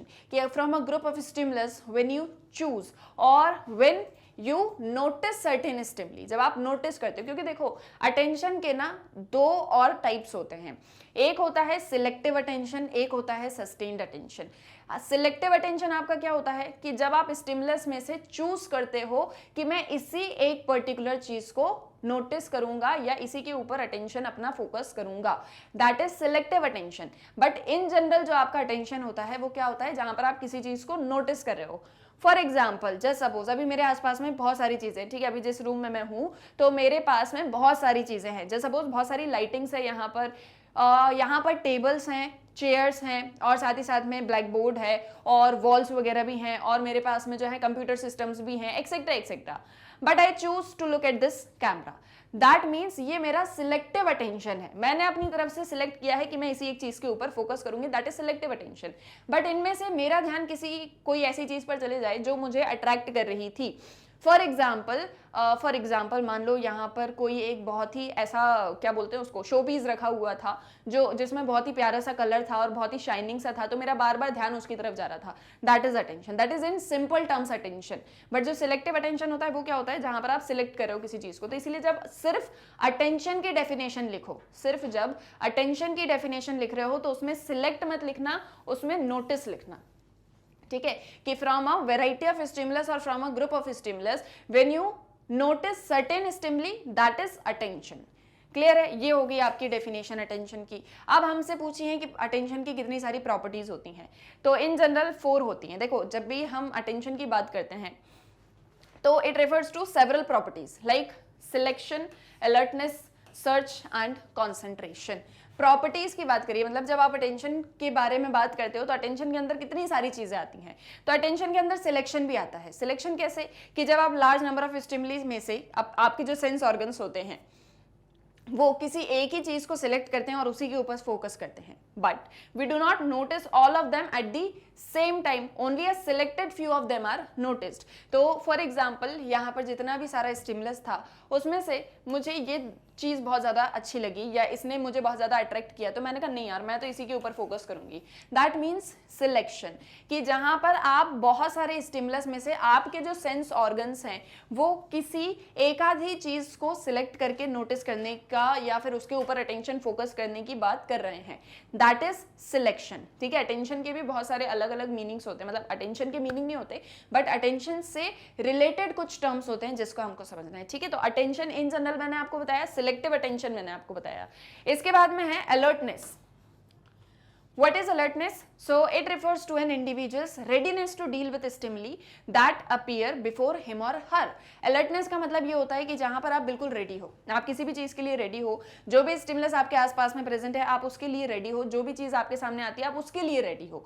For example जब मान लो स्कूल में कोई आपकी रेस होने वाली थी, ठीक है, रनिंग रेस थी, और जहां से आपका स्टार्टिंग पॉइंट था, जस्ट सपोज ये स्टार्टिंग पॉइंट था, ठीक है, इस स्टार्टिंग पॉइंट के पास में 3 लोग खड़े हुए थे, just suppose this is the starting line, और ये A B C ये तीनों जो है रेस में पार्टिसिपेट कर रहे थे और इन्हें यहां तक पहुंचना था, ये इनका गोल था, ठीक है, ये इनका एम था और ये इनकी स्टार्टिंग लाइन थी। तो ये यहां पर बिल्कुल अलर्ट की पोजीशन में रहेंगे। अलर्ट की पोजीशन में क्यों, कि जैसे ही विसल ब्लो होगा इन्हें रन करना है, so that is called alertness, कि जहां पर आप बिल्कुल रेडी पोजीशन में या रेडी सिचुएशन में होते हो या आपका जो माइंड होता है वो बिल्कुल रेडी होता है, that is called alertness. Clear. Second है कॉन्सेंट्रेशन, मतलब जनरली होता क्या है कि इन वर्ड्स को ना हम बहुत ही ज्यादा जगलब कर देते हैं। अलर्ट रहना, अटेंटिव रहना, कॉन्सेंट्रेट करना, सबके मीनिंग थोड़े थोड़े से अलग है, तो इसीलिए, और ये सब अटेंशन की प्रॉपर्टीज में आते हैं। क्लियर है। सो अटेंशन का मीनिंग हमने समझा, सिलेक्शन का मीनिंग हमने समझा, देन अलर्टनेस भी हमने क्लियर करा। कॉन्सेंट्रेशन क्या होता है, focus, focusing of awareness on certain specific objects while excluding others for the moment। इसका मतलब ये होता है कि जब आप किसी स्पेसिफिक चीज के ऊपर फोकस करने लग जाते हो और बाकी चीजों को आप एक्सक्लूड कर देते हो। जैसे फॉर एग्जांपल मान लो अभी मैं आपको पढ़ा रही हूँ, ठीक है, तो आपके जस्ट सपोज आप अपने रूम में बैठे हो, घर में अपने रूम में बैठे हुए हो और आपकी फैमिली में जो है जो भी सारी चीजें चल रही हैं, आपके घर में कुछ भी तो भी चल रहा है, बट आप क्या करते हो, आप सारी चीजों को छोड़ते हो और आप बोलते हो कि नहीं यार अभी मुझे ये वाला चैप्टर के एनसीईआरटी सॉल्यूशंस कंप्लीट करने हैं, तो आप बिल्कुल फोकस के साथ में एनसीईआरटी सॉल्यूशंस को कंप्लीट कर रहे हो। आपका ध्यान किसी और तरफ है ही नहीं, आपके घर में क्या चल रहा है, कौन आ रहा है, कौन जा रहा है, आपको उससे कोई फर्क नहीं पड़ता, आप सिर्फ क्या कर रहे हो, सिर्फ इस लेक्चर को सुन रहे हो। That is called concentration. ये चीज तब भी होती है जब आप एग्जाम हॉल में हो और एग्जाम हॉल में टीचर आपको इंस्ट्रक्शंस दे रहे हैं रिलेटेड टू एग्जाम, तो आप क्या करते हो, आप बाकी सारी चीजों को छोड़ देते हो, आप बोलते हो नहीं नहीं पहले इनकी बात सुन लेते हैं, ठीक है। दैट इज कॉल्ड कॉन्सेंट्रेशन, जहां पर आप जो है सिर्फ किसी एक चीज के ऊपर फोकस करते हो और आप बाकी सारी चीजों को एक्सक्लूड कर देते हो। नेक्स्ट है आपका सर्च। सर्च क्या होती है कि it is an observer looks for some specified subset of objects among a set of objects. इसका मतलब ये होता है कि जब आपके पास में बहुत सारे ऑब्जेक्ट्स होते हैं बट आप उनमें से किसी एक ही स्पेसिफिक के ऊपर फोकस करते हो। अगेन ये कॉन्सेंट्रेशन से थोड़ा सा ही अलग है। कैसे अलग है कि कॉन्सेंट्रेशन आप किसी चीज पर फोकस कर रहे हो, सर्च आप किसी चीज को खोजने में लगे हुए हो। मान लो आपके साथ में आपका सिबलिंग पढ़ता है आपके ही स्कूल के अंदर, तो जब सपोज रिसेस टाइम हुआ था, आपको उससे टिफिन लेने जाना था, जब सपोज आपकी मम्मी ने टिफिन भेजा था और वो आपके सिबलिंग के पास में था, तो आप उसके पास में जा रहे हो लेने के लिए, तो आपकी जो आईज होंगी ना वो सिर्फ और सिर्फ अपने सिबलिंग के फेस को ही सर्च करने वाली हैं, वो किसी और चीज को नहीं देखेंगी। आपके आसपास में और भी बहुत सारे स्टूडेंट्स आएंगे जो मे बी आपकी सिबलिंग की क्लास के होंगे या मे बी आपके फ्रेंड्स होंगे, बट अभी आप किसी एक ही चीज की सर्च में हो, अपने सिबलिंग के फेस की सर्च में, तो अभी आप सिर्फ उसी चीज को देखोगे, आप बाकी सारी चीजों को इग्नोर कर दोगे। That is called search. Clear है? आइए भी यहां तक समझ में। तो अलर्टनेस, कॉन्सेंट्रेशन, सर्च और साथ ही साथ में सिलेक्शन, ये होती हैं आपकी प्रॉपर्टीज ऑफ अटेंशन। और अटेंशन क्या होता है वो भी आई होप सो क्लियर होगा। और क्लियर तो सारी चीजें होंगी क्योंकि चैप्टर कंप्लीट है, बट उसी के साथ साथ में क्या एक चीज बहुत ज्यादा इंपॉर्टेंट है कि आपको टॉपिक्स कौन कौन से लिखने हैं और कैसे लिखने हैं। जैसे यहां पर आप आंसर देख रहे हो तो आपको समझ में आ रहा होगा ना कि मुझे कौन से पॉइंट को किस तरीके से लिखना है। फर्स्ट ऑफ ऑल, अगर मैंने अटेंशन को डिफाइन किया है तो मेरी पहली हेडिंग क्या होनी चाहिए थी? बताओ कमेंट सेक्शन में क्या होनी चाहिए थी मेरी पहली हेडिंग। अगर मैं अटेंशन को डिफाइन कर रही हूं तो आप क्या लिखोगे यहां पर? Definition of attention. जस्ट आपने ये लिखना है, अंडरलाइन करना है और बस डेफिनेशन लिख दो अटेंशन की। क्लियर है? फिर प्रॉपर्टीज ऑफ अटेंशन लिख रहे हो तो बस प्रॉपर्टीज ऑफ अटेंशन लिखा, अंडरलाइन किया, ये प्रॉपर्टीज बताने लग गए। अब यहां पर सिलेक्शन को एक्सप्लेन कर रहे हैं तो सिलेक्शन लिख दिया। क्लियर है? अब इसके बाद में नेक्स्ट मैंने किसको एक्सप्लेन किया? अलर्टनेस को किया, तो अलर्टनेस को मैंने हाईलाइट कर दिया। यहां पर मैं एग्जाम्पल बता रही हूं तो मैं एग्जाम्पल को इन ब्रैकेट कर दूंगी। क्लियर हुआ? आ रहा समझ में क्या एक चीज मैं आपसे बोल रही हूँ कि इस एक पैटर्न को फॉलो करो। जस्ट पैटर्न के साथ में चलोगे तो क्वेश्चंस के आंसर तो क्या लिखने हैं वो तो समझ में आएगा ही, और कैसे लिखने हैं वो भी समझ में आएगा। तो हाईलाइट जो है वो अपने को करते रहना है। Now all these activities require some kind of effort on the part of the people.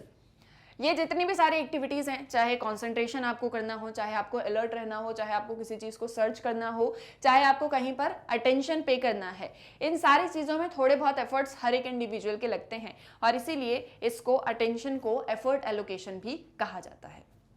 Clear? कोई डाउट तो नहीं है यहाँ तक? बस इतना आपको लिख के अपने आंसर को कंप्लीट कर देना है। Now coming to next question, question number 6। State the determinants of selective attention. How does selective attention differ from sustained attention? आपको ये बताना है कि सिलेक्टिव अटेंशन के कौन कौन से डिटर्मिनेंट्स होते हैं, कैसे आप सिलेक्टिव अटेंशन को डिटरमाइन कर सकते हो, वो आपको बताना है। ये first part of the question आपसे पूछा गया है। सेकेंड पार्ट आपसे ये पूछा है कि सिलेक्टिव और सस्टेन्ड अटेंशन एक दूसरे से डिफरेंट कैसे है।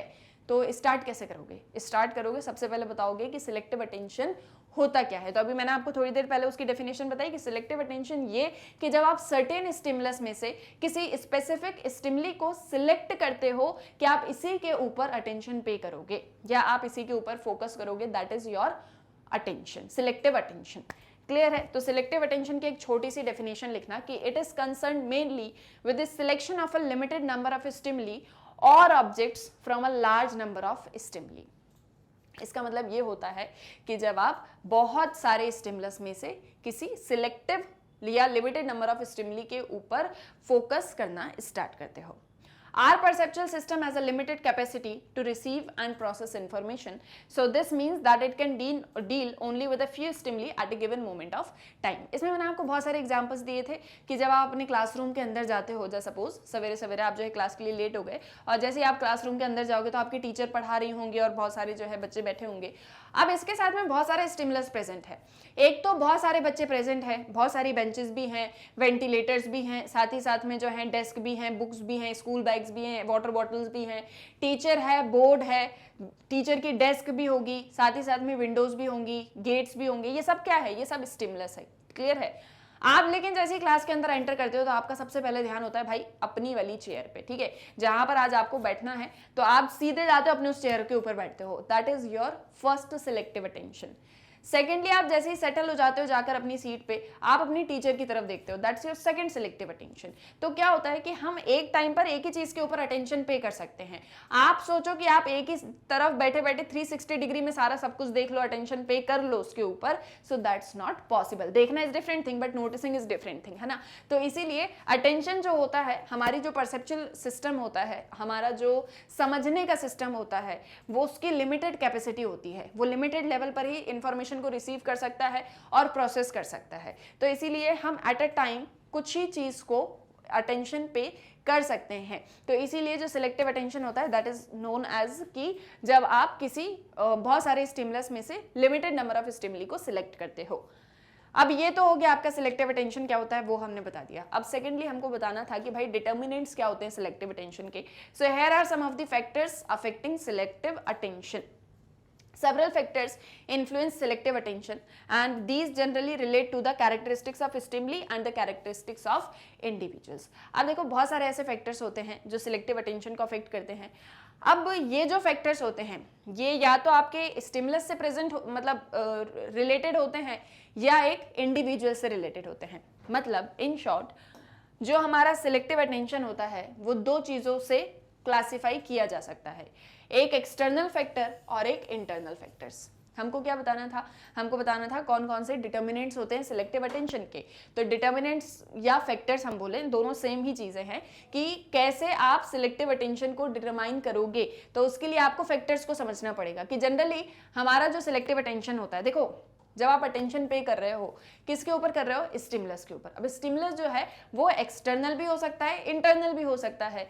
तो जो आपका एक्सटर्नल स्टिमुलस होता है या जो आपका एक्सटर्नल मतलब जो बाहर सारी चीजें प्रेजेंट होती हैं that is known as external factors, और जो भी सारी चीजें एक इंडिविजुअल के अंदर प्रेजेंट होती हैं that is known as internal factor. और ये दोनों ही हमारे सिलेक्टिव अटेंशन को डिटरमाइन करते हैं। तो यहाँ पर आप एक बार पहले एक्सटर्नल फैक्टर्स बताओगे, फिर आप इसके बाद में इंटरनल फैक्टर्स को बताओगे। क्लियर है। तो सबसे पहले आपने बताया कि एक्सटर्नल फैक्टर्स क्या होते हैं। So these are related to stimuli. ये किससे रिलेटेड होते हैं, स्टिमुलस से रिलेटेड होते हैं। इसमें क्या एक चीज होती है, देखो मैं आपको इन जनरल बता दूं, आप पॉइंट्स तो यहाँ से नोट डाउन कर ही सकते हो कि जैसे फॉर एग्जाम्पल अभी मैंने आपको बताया कि मेरे आसपास में बहुत सारी चीजें हैं बट मैं किसी एक ही चीज के ऊपर फोकस कर रही हूँ। या जैसे अभी मैंने आपको थोड़ी देर पहले कहा था कि इस रूम के अंदर सारी चीजें हैं, सब कुछ प्रेजेंट है, बट स्टिल एक कोई ऐसा जो है शो पीस रखा हुआ है जो उसमें बहुत ही ज्यादा शाइन है, बहुत ही शिमर है और बहुत ही प्यारा सा कलर है जो मेरी आंखों को बार बार जो है अट्रैक्ट कर रहा है। So that is called external stimulus, कि मेरे आसपास में जो चीज प्रेजेंट है वो मेरे ध्यान को अपनी तरफ अट्रैक्ट कर रही है या खींच रही है। ठीक है। अब एक्सटर्नल स्टिमुलस में क्या एक चीज होनी चाहिए, size, intensity, motion, large, bright, moving. Just suppose आप कहीं घूमने गए थे, ठीक है, और ये जो एग्जांपल्स बता रही हूँ ये भी नोट डाउन करते रहना, चैप्टर्स में तो बताती हूँ, यहाँ भी इसलिए बता देती हूँ ताकि आप ध्यान रखो और जब आप क्वेश्चंस को मतलब आंसर्स लिखो तो आप इन एग्जांपल्स को इंक्लूड कर लो। ठीक है। तो देखो क्या होता है, जस्ट सपोज आप कहीं घूमने गए हो और आप जस्ट सपोज आप क्या कर रहे थे, वो बोलते हैं ना लॉन्ग ड्राइव पे जा रहे थे। ठीक है। आप लॉन्ग ड्राइव पे जा रहे थे, आपकी फैमिली वगैरह सब कुछ थे साथ में, और आप क्या कर रहे थे, आप जस्ट बाहर का व्यू देख रहे थे। जस्ट आप क्या कर रहे थे, व्यू देख रहे थे, बड़ा प्यारा सा व्यू था, तो आप सारी चीजें देख रहे थे। अब देखो नॉर्मली क्या होता है, जब आप रोड ट्रिप पर जाते हो तो आप देखते हो हाँ भाई बहुत सारे पेड़ हैं, खेत हैं, बहुत बढ़िया माउंटेन्स हैं, स्काई है, एक्सेट्रा एक्सेट्रा, है ना। जनरली यही सारी चीजें हमको देखने को मिलती है हाईवे वगैरह पर अगर हम जाते हैं तो। अब आप जा रहे थे और मान लो आपको कोई ऐसी चीज दिखे जो बड़ी ही अट्रैक्टिव हो। पहली चीज तो अगर वो लार्ज नहीं होगी तो आपको दिखेगी नहीं, अगर छोटी सी होगी तो आपकी नजर में ही नहीं आएगी। तो पहली चीज तो वो लार्ज होनी चाहिए, वो ब्राइट होनी चाहिए। ठीक है। मतलब उसमें इतनी चमक होनी चाहिए या उस एक चीज में ऐसा कुछ होना चाहिए जो मुझे अपनी तरफ अट्रैक्ट करे। अगर वो मोशन में है तो मुझे वो और ज्यादा अट्रैक्ट करेगी। ठीक है। अगर वो चीज मोशन में है तो वो मुझे और ज्यादा अट्रैक्ट करेगी। मतलब इन शॉर्ट मैं आपको ये बता रही हूँ कि अगर आप कहीं पर भी जाते हो या आप कोई भी काम कर रहे होते हो, आपको कुछ ही चीजें होती हैं जो अट्रैक्टिव लगती हैं। क्यों लगती हैं, तो आप बोलते हो कि यार इसमें ये क्वालिटी है इसलिए ये मुझे अट्रैक्ट कर रही है। तो स्टिमुलस जो एक्सटर्नल स्टिमुलस प्रेजेंट होता है वो हमारे अटेंशन को तभी ग्रैब करता है जब अगर वो लार्ज है, ब्राइट है, मूविंग है, उसमें एक अच्छा खासा साइज है, उसकी अपनी इंटेंसिटी है। क्लियर है? ऐसा समझ में, जैसे सपोज आप जैसे रोड ट्रिप पे जा रहे थे, मैंने आपको बताया, और आप आगे जाते हो तो एक आपको एक बहुत बड़ा ऐसे सर्कल दिखता है, जैसे सपोज, ठीक है, एक आपको बहुत बड़ा सर्कल दिखता है और उस सर्कल में बहुत सारी लाइट्स आपको दिखती है, वो मूव करता हुआ दिख रहा है, उसमें आपको किसी तरीके का कोई जो है शेप दिखाई देने लग जाता है और वो आपको बहुत ही ज्यादा अट्रैक्ट करता है, तभी आप उसकी तरफ अपना अटेंशन फोकस करोगे, नहीं तो आप अटेंशन फोकस नहीं करोगे। तो अनलेस कोई चीज large, bright, moving, size, intensity, motion उसके अंदर नहीं है, वो आपको अट्रैक्ट नहीं करेगी। अगर कोई सिंपल सी चीज है तो आप बोलोगे अरे इसको क्या देखना है, ये तो रोज ही देखता हूं मैं। क्लियर है? आ रहा समझ में? That is called external factors. Sudden and intense stimuli have a wonderful capacity to draw attention. कोई चीज एकदम से हो जाए और बहुत ही इंटेंसिटी के साथ में हो, तो वो चीज में बहुत ही ज्यादा मतलब कैपेसिटी होती है कि वो आपके अटेंशन को अपनी तरफ ग्रैब करे। क्लियर है? These are known as the external factors. Internal factors दो पार्ट्स में अगेन डिवाइडेड है, that is motivational factors and cognitive factors. अब ये क्या होते हैं? ये इंडिविजुअल्स के अंदर ही प्रेजेंट होते हैं, मतलब हमारे अंदर कौन सी चीजें होती हैं जो अटेंशन को पे करने में या अटेंशन फोकस करने में हमें इन्फ्लुएंस कर रही होती हैं। तो first of all motivational factors. अब ये क्या होते हैं? ये आपकी बायोलॉजिकल और सोशल नीड्स से रिलेटेड होते हैं। इसमें ये एक एग्जांपल दिया जाता है कि जैसे फॉर एग्जांपल मान लो आप हंग्री हो, आपको भूख लग रही है, तो आपके आसपास में जो भी चीजें होंगी उसमें आपको कहीं ना कहीं फूड ही देखने को, मतलब आप उसमें फूड ही देखने लग जाओगे। तो ये आपके अपने मोटिवेशनल फैक्टर्स होते हैं। जैसे फॉर एग्जांपल मान लो कोई स्टूडेंट है, वो एग्जाम दे रहा है, तो वो टीचर्स के इंस्ट्रक्शन को सुनेगा, ना कि अपने फ्रेंड की बातों को। So that also comes under your motivational factors. Second, जो कॉग्निटिव फैक्टर्स होते हैं वो डिपेंड करते हैं आपके अपने इंटरेस्ट, आपका अपना एटीट्यूड और आपके अपने प्रिपरेटरी सेट के ऊपर। तो इसमें क्या एक चीज होती है कि जैसे कुछ ऑब्जेक्ट्स हैं या इवेंट्स हैं which appear interesting are readily attended by individuals. जैसे मान लो फॉर एग्जांपल ठीक है, आप पेट लवर्स हो, ठीक है, आपको जो है पपीज और साथ ही साथ में किटन वगैरह बहुत ही प्यारे लगते हैं, और भी जितने भी सारे एनिमल्स होते हैं जो पेट एनिमल्स होते हैं आपको बहुत अच्छे लगते हैं, ठीक है, या आप एनिमल लवर हो मान लो। अब आप भाई कहीं पर गए हुए थे, घूम रहे थे, फिर रहे थे, या जो भी काम कर रहे थे अपना, और आपको एकदम से एक पपी दिख जाए, तो आप सीधे उसके पास दौड़ते भागते हुए जाओगे कि अरे आप उसको जो है मतलब खिलाने लगोगे, और साथ ही साथ में उसके साथ में बड़ा अच्छा फील आपको होने लगेगा। So that comes from your interest. आपका अपना इंटरेस्ट एरिया है जहां पर होगा आप रेडिली उन चीजों को अटेंड करने लग जाओगे।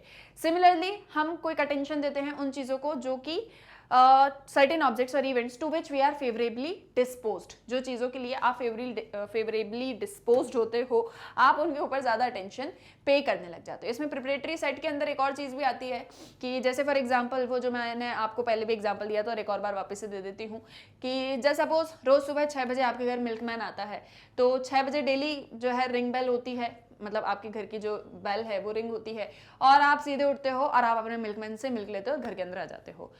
आज जो है मान लो 6 बजे रिंग बजी, तो आप एकदम से उठे, मतलब हड़बड़ा के आपकी नींद खुली और आपने कहा अरे वो दूध वाले भैया आ गए होंगे, चलो मैं दूध लेके आ जाता हूँ। लेकिन जैसे ही आप गेट पर गए तो आपने देखा कि आज तो कोई और पर्सन था। So that comes under your preparatory set कि आपके अपने जो इन्फ्लुएंसेस होते हैं, आपका जो अपने इंटरनल फैक्टर्स होते हैं, वो आपके अटेंशन को इन्फ्लुएंस करते हैं कि आप कहाँ कौन सी चीज़ के ऊपर ध्यान करने वाले हो। क्लियर है? ये एग्जाम्पल परसेप्शन के अंदर भी मैंने आपको दिया था। So that was your determinants of selective attention, और सिलेक्टिव अटेंशन क्या होता है और क्या क्या पॉइंट्स आपको उसके अंदर इंक्लूड करने हैं।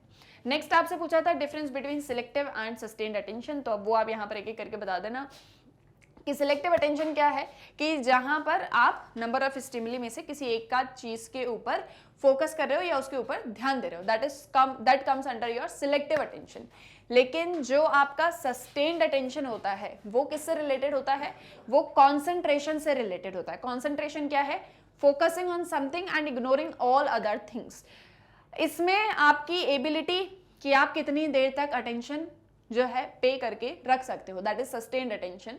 और इसे विजिलेंस भी कहा जाता है क्योंकि इसके अंदर क्या होता है, सबसे इंपॉर्टेंट चीज जो है कि आपको कॉन्सेंट्रेट करके रखना है, आपको कॉन्सेंट्रेट करना है घंटों तक। तो इसका मतलब ये नहीं है कि आप बस यूं ही जो है मतलब किसी एक चीज में ध्यान मग्न हो जाओ, दैट्स नॉट सस्टेन्ड अटेंशन। आपको प्रॉपर उसमें विजिलेंस रखना होगा, सारी चीजों के ऊपर ध्यान देना होगा। सो इसीलिए सस्टेन्ड अटेंशन को बहुत बार विजिलेंस भी कहा जाता है। क्लियर है? आइए भी यहाँ तक समझ में। तो पॉइंट्स मैंने आपको बता दिए। आपको एक पैटर्न क्या फॉलो करना है कि सबसे पहले सिलेक्टिव अटेंशन। देखो इसमें एक और चीज कर सकते हो, क्या कर सकते हो कि पहले बताओ सिलेक्टिव अटेंशन क्या होता है, फिर बताओ सस्टेन्ड अटेंशन क्या होता है, ठीक है, फिर इसके बाद में बताओ कि सिलेक्टिव अटेंशन के क्या सारे डिटर्मिनेंट्स होते हैं, तो जो मैंने इंटरनल एक्सटर्नल फैक्टर्स बताया आपको वो बता दो।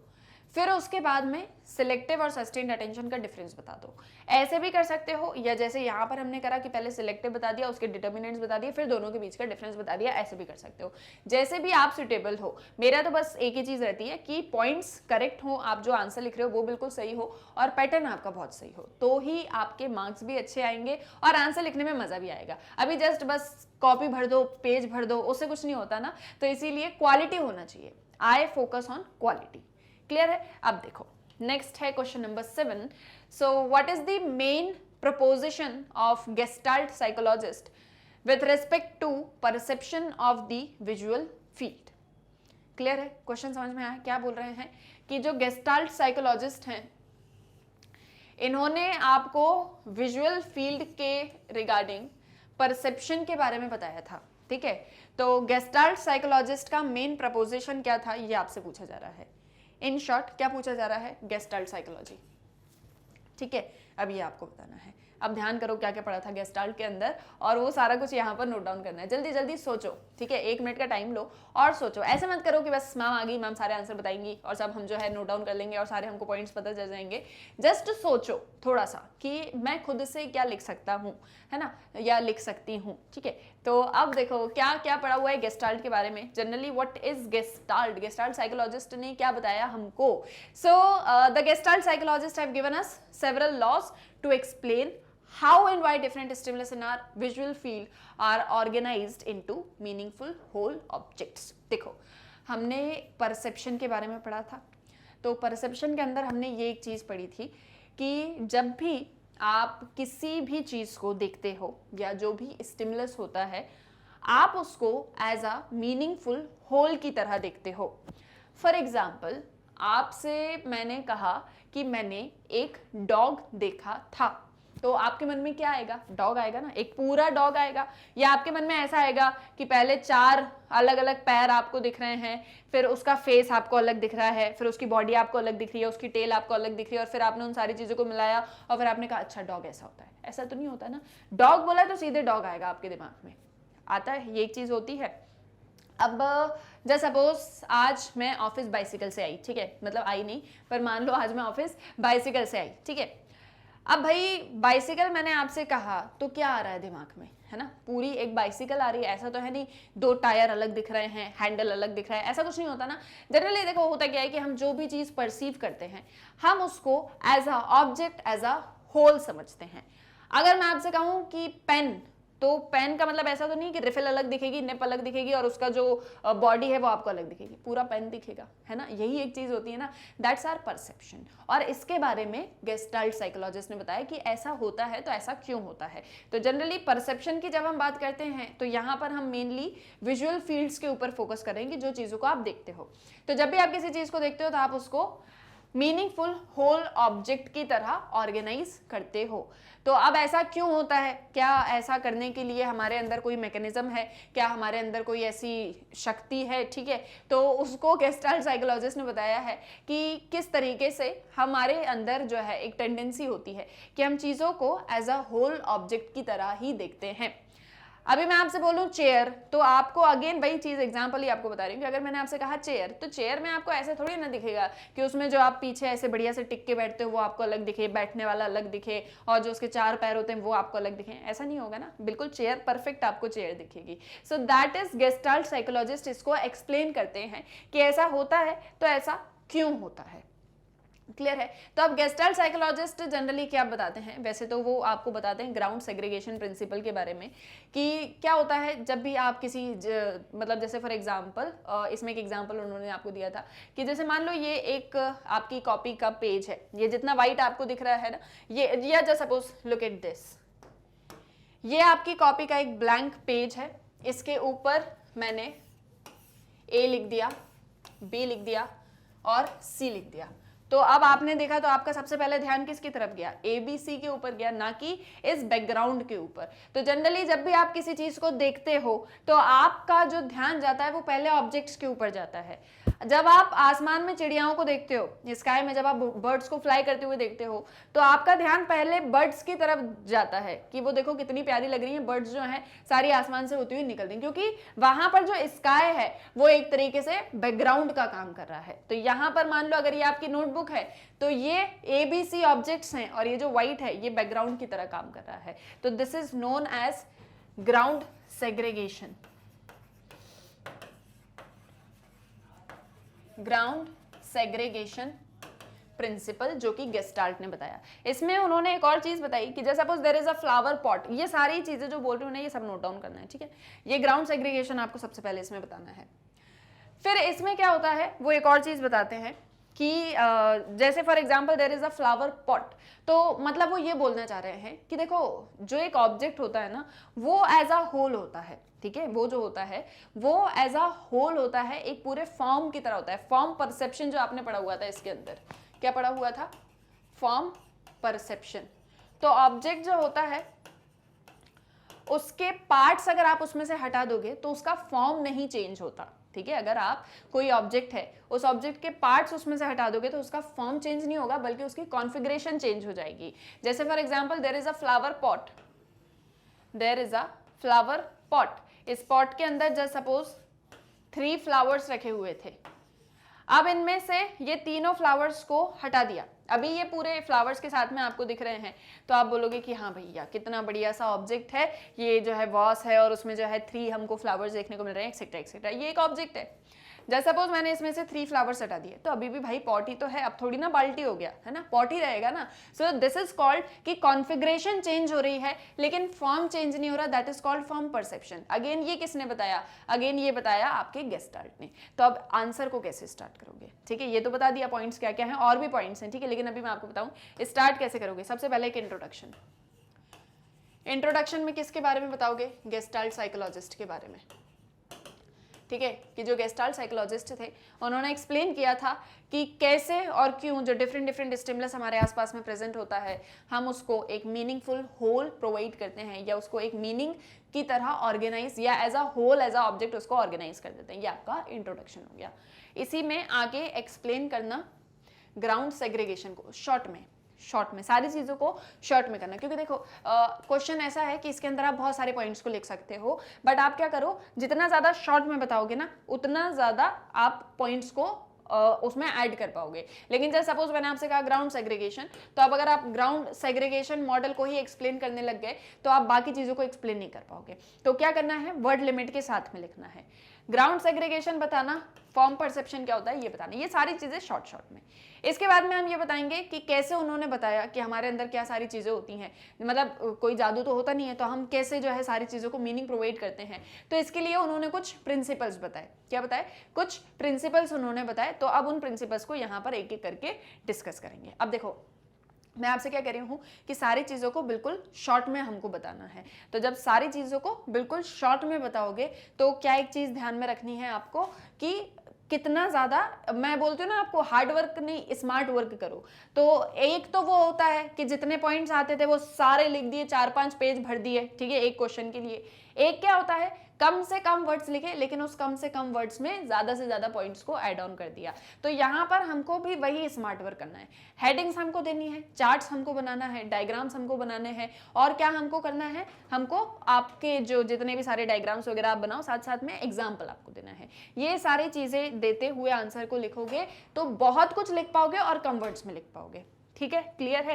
तो अब देखो जैसे अभी यहाँ पर मैंने आपको बताया, ये बता दिया शॉर्ट में, ग्राउंड सेग्रीगेशन बता दिया, फॉर्म परसेप्शन बता दिया, बिल्कुल शॉर्ट में, ज्यादा डिटेल्स में जाने की जरूरत नहीं है।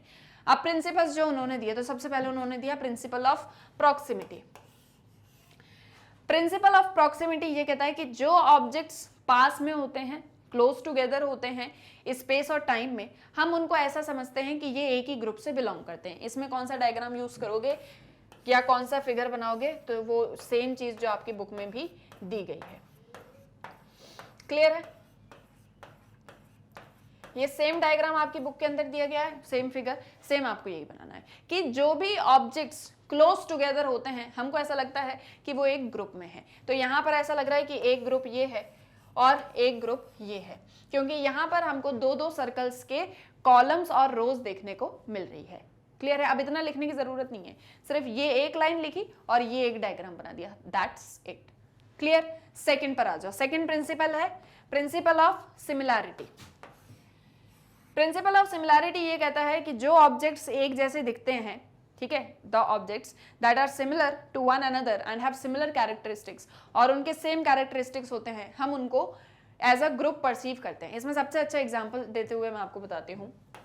देखो, अगर आपने मेरे लेक्चर्स देखे हैं तो सारी चीज़ें आई नो क्रिस्टल क्लियर होंगी, बट अगर आपने नहीं देखे हैं तो कोई दिक्कत नहीं है। एनसीईआरटी सॉल्यूशंस में एक क्या होता है ना, चैप्टर भी रिकॉल हो जाता है और पॉइंट्स भी पता चल जाते हैं और पैटर्न भी पता चल जाता है, तो इसलिए एक बार और बता देती हूँ, ठीक है। अब देखो, जस्ट सपोज ये एक फिगर है, जस्ट सपोज, ठीक है। अब इस फिगर के अंदर क्या एक चीज दिख रही है आपको? आप बोलोगे सर्कल्स दिख रहे हैं और ट्रायंगल्स दिख रहे हैं। सर्कल्स कहाँ कहाँ पर दिख रहे हैं? तो ये सर्कल्स हैं, ये सर्कल्स हैं, ये सर्कल्स हैं। ट्रायंगल्स कहाँ कहाँ पर हैं? तो ये ट्रायंगल्स हैं, ये ट्रायंगल्स हैं और ये ट्रायंगल्स हैं। तो सर्कल्स एक जैसे दिख रहे हैं, सबकी कैरेक्टरिस्टिक्स एक ही जैसी हैं। ऐसा भी नहीं है कि कोई सर्कल इतना बड़ा है और कोई सर्कल बिल्कुल इतू सा है, ऐसा तो कुछ है नहीं, सारे सेम दिख रहे हैं, कैरेक्टरिस्टिक्स सबके सेम है। तो जो सेम दिखते हैं, सेम कैरेक्टरिस्टिक्स होते हैं, हम उसको एक ग्रुप का मान लेते हैं। This is called principle of similarity. मान लो यहाँ पर जितने भी सर्कल हैं वो कौन है? वो सारे मेल्स हैं, और जितने भी ट्रायंगल हैं वो कौन है? वो सारी फीमेल्स हैं, ठीक है। तो just suppose there is a group और वहां पर आपको फीमेल्स दिख रही हैं और आपको मेल्स दिख रहे हैं, बट सेम कैरेक्टरिस्टिक्स, ज्यादा अलग नहीं। जस्ट सपोज एक ही एज के, एक ही जैसे कपड़े पहने हुए, थोड़ा बहुत ही डिफरेंस रहेगा ना, मतलब फेस में डिफरेंस रहेगा, बट अगर ऐसा कहीं भी होता है तो हम उसको सेम मान लेते हैं। हम क्या कहते हैं? फीमेल्स अलग, मेल्स अलग।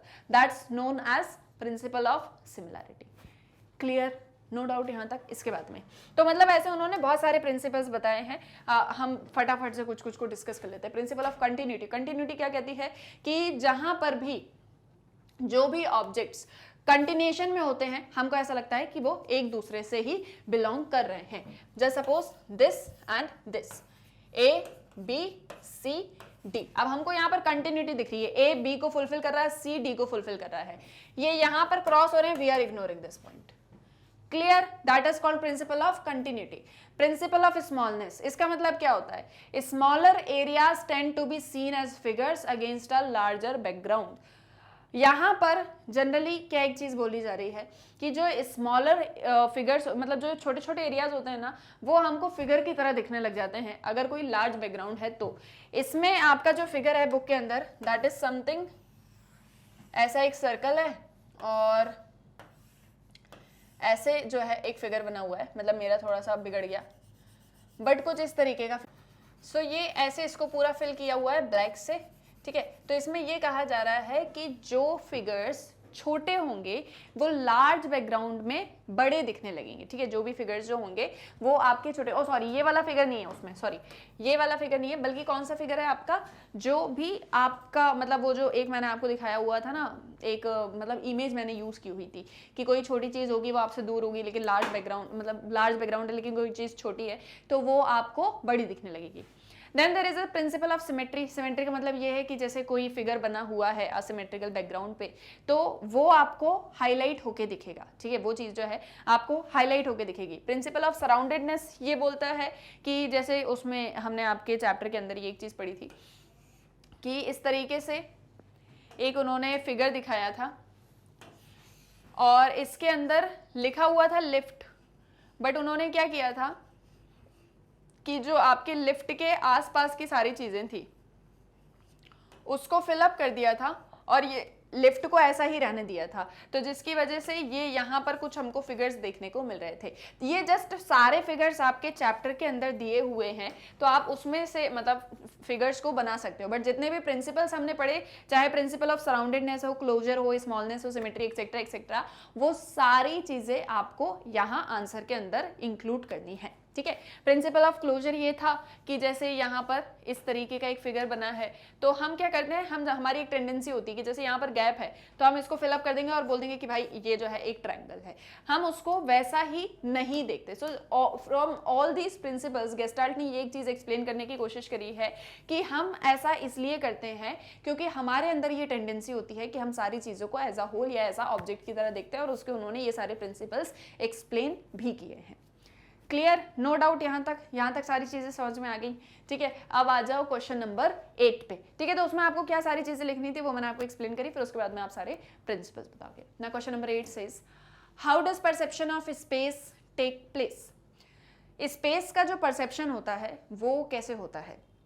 अब देखो जनरली क्या होता है, हम जिस विजुअल फील्ड या जिस भी सरफेस को देख रहे होते हैं, जिसमें सारी चीज़ें एग्जिस्ट कर सकती हैं, जिसमें कोई चीज़ मूव कर सकती है, that is called space. Generally space किसे हम बोलते हैं, किसी सरफेस को, किसी एक जगह को जहाँ पर कोई चीज़ रह सकती है, मूव कर सकती है, that is called space. Now the space in which we live is organized in 3 dimensions. अब जनरली हम जिस स्पेस में रहते हैं वो 3 डायमेंशंस में होती है। हम जिस स्पेस में रह रहे होते हैं वो 3 डायमेंशंस में ऑर्गेनाइज होती है। हम परसीव करते हैं सिर्फ स्पेशल एट्रीब्यूट्स जैसे साइज, शेप या डायरेक्शन को ही नहीं, बट उसके डिस्टेंस को भी। अगर आप किसी चीज़ को परसीव कर रहे हो, समझने की कोशिश कर रहे हो, तो आप सिर्फ और सिर्फ उसके साइज को, उसके शेप को ही समझने की कोशिश नहीं करते, बल्कि आप उसके डिस्टेंस को भी समझने की कोशिश करते हो। जब किसी तरह की इमेज, किसी भी ऑब्जेक्ट की इमेज होती है, जब वो हमारे रेटिना पर आती है तो वो फ्लैट होती है और वो 2 डायमेंशनल होती है। जैसे फॉर एग्जाम्पल ये पेन है, इस पेन को मैं देख रही हूँ तो मेरे रेटिना पर इसकी इमेज जो जा रही है वो फ्लैट जाती है पहली चीज तो, और दूसरा 2 डायमेंशनल होती है कि लेफ्ट है, राइट है, अप है, डाउन है, इस तरीके से। बट स्टिल हम उसको 3 डायमेंशंस में परसीव कर सकते हैं, स्टिल हम उसको 3 डायमेंशंस में देख सकते हैं in the space. It occurs क्योंकि हमारे अंदर ये एबिलिटी होती है कि हम 2D चीज़ों को अपने रेटिना पर 3D में देख सकते हैं। क्लियर है, हम 2D चीज़ों को अपने रेटिना पर 3D में देख सकते हैं, और इसीलिए हम जो है जब भी स्पेस में किसी चीज़ को देखते हैं, या जो स्पेस होती है हमारी वो 3 डायमेंशंस में होती है। इन शॉर्ट यहाँ पर ये कहा जा रहा है कि जो आपसे पूछा है कि परसेप्शन ऑफ स्पेस कैसे होता है, तो स्पेस जहाँ आप रह रहे हो, जहाँ आप मूव कर सकते हो, हम सभी 3D में रह रहे हैं, मतलब 3 डायमेंशन में रह रहे हैं। और जब भी हम किसी चीज़ को परसीव करते हैं तो उसको परसीव करते समय हम सिर्फ उसका साइज, शेप यही नहीं देखते, पर साथ साथ में उसका हमसे कितना ज़्यादा डिस्टेंस है इसे भी देखते हैं। जब हम किसी चीज़ को परसीव करते हैं, समझने की कोशिश करते हैं, वो जब हमारे रेटिना पर कोई चीज़ फॉल होती है, क्योंकि जनरली यहाँ पर जब हमने स्पेस, डेप्थ एंड परसेप्शन पढ़ा था तो हमने विजुअल फील्ड को ही ध्यान में रखा था। तो जो आपकी विजुअल फील्ड होती है, जब आप उसमें किसी चीज़ को देखते हो तो आप उसको उसकी स्पेस, उसकी डेप्थ और उसकी डिस्टेंस, इन तीनों चीज़ों में समझते हो कि एक तो वो कैसी है, साइज क्या है, शेप क्या है, एक्सेट्रा, वो हमसे कितनी ज़्यादा दूर है और उसके अंदर डेप्थ कितनी ज़्यादा है। तो हमारे अंदर ये टेंडेंसी होती है कि हम किसी भी चीज़ को 3 डायमेंशंस में ही समझते हैं, और स्पेस जिसमें हम रहते हैं वो भी 3 डायमेंशंस में ही होती है। So this is your perception of space. इस तरीके से स्पेस का परसेप्शन हमको होता है। इसमें डिस्टेंस और डेप्थ के बारे में नहीं पूछा है तो हम उसको डिटेल में एक्सप्लेन नहीं करेंगे। शॉर्ट सा क्वेश्चन तो शॉर्ट सा ही आंसर हम उसका दे देंगे। क्लियर है, आप चाहो तो इसमें कोई एग्जाम्पल्स इंक्लूड कर सकते हो, that depends totally on you. Next is what are the monocular cues of depth perception, explain the role of binocular cues in the perception of depth. अब ये है इंपॉर्टेंट क्वेश्चन, ठीक है, और साथ ही साथ में अच्छा खासा लॉन्ग क्वेश्चन भी है। इसमें देखो आपसे दोनों चीज़ें पूछी हैं, इसमें आपसे मोनोक्यूलर क्यूज भी पूछे हैं और इसमें आपसे बाइनोक्यूलर क्यूज भी पूछे हैं। अब हमने perception of space, depth and distance पढ़ा। परसेप्शन ऑफ डेप्थ और डिस्टेंस के अंदर हमने ये एक चीज़ पढ़ी, मतलब जैसे अभी परसेप्शन ऑफ स्पेस पढ़ा कि आप चीज़ों को 3D में देखने लग जाते हो, तो इसमें एक परसेप्शन ऑफ स्पेस, डेप्थ और डिस्टेंस आता है कि आप कैसे चीज़ों की गहराई को और डिस्टेंस को, दूरी को समझने की कोशिश करते हो। तो उसमें उन्होंने बताया कि 2 तरीके होते हैं, एक होता है मोनोक्यूलर क्यूज, एक होता है बाइनोक्यूलर क्यूज। एक आप अपनी सिर्फ 1 आई को यूज करके चीज़ों को देख सकते हो, सारी चीज़ों में डेप्थ और डिस्टेंस को समझ सकते हो। दूसरा होता है कि आप अपनी दोनों आईज को यूज करोगे और फिर आप चीजों में डेप्थ और डिस्टेंस को समझने की कोशिश करोगे, that is called binocular cues. Question क्या कह रहा है, क्वेश्चन कह रहा है मोनोक्यूलर क्यूज क्या होते हैं, और सेकेंड पार्ट में कह रहा है कि बाइनोक्यूलर क्यूज का डेप्थ परसेप्शन में क्या रोल होता है। तो आपको मोनोक्यूलर क्या होते हैं वो भी बताना है, आपको बाइनोक्यूलर क्या होते हैं वो भी बताना है। मोनोक्यूलर आप ऑब्वियसली एक्सप्लेन करोगे और बाइनोक्यूलर को भी आप यहाँ पर एक्सप्लेन ही करने वाले हो। स्टार्ट करेंगे मोनोक्यूलर के साथ में, और ये जितना अभी मैंने यहाँ थोड़ी देर पहले बोला ना कि स्पेस, डेप्थ और डिस्टेंस होता है, उसको समझने के लिए 2 प्रोसेसेस होते हैं, मोनोक्यूलर और बाइनोक्यूलर, वो सारा कुछ आपको इंट्रोडक्शन में लिखना है, ठीक है, इंट्रोडक्शन आपको लिखना है। Then we will come to monocular cues. Monocular cues वो होते हैं जब आप एक आंख का यूज करके वन आई से चीजों को देखते हो, ऑब्जेक्ट्स को व्यू करते हो, ठीक है। इसमें जनरली क्या होता है, जो पेंटिंग्स वगैरह होती है हम उसमें डेप्थ को समझने के लिए एक आंख को यूज करते हैं, और इसीलिए जो ये आपका मोनोक्यूलर क्यूज होता है इसको पिक्टोरियल क्यूज भी कहा जाता है। क्या कहा जाता है? पिक्टोरियल क्यूज भी कहा जाता है। कुछ इंपॉर्टेंट मोनोक्यूलर क्यूज होते हैं जो डेप्थ और डिस्टेंस को 2 डायमेंशंस में 2D में समझाने में हमारी हेल्प करते हैं। देखो, मोनोक्यूलर क्यूज को यूज करके आप 2D में चीजों को देख सकते हो, दैट इज 2 डायमेंशनल, और बायनोक्यूलर में आप 3 डायमेंशनल देख सकते हो।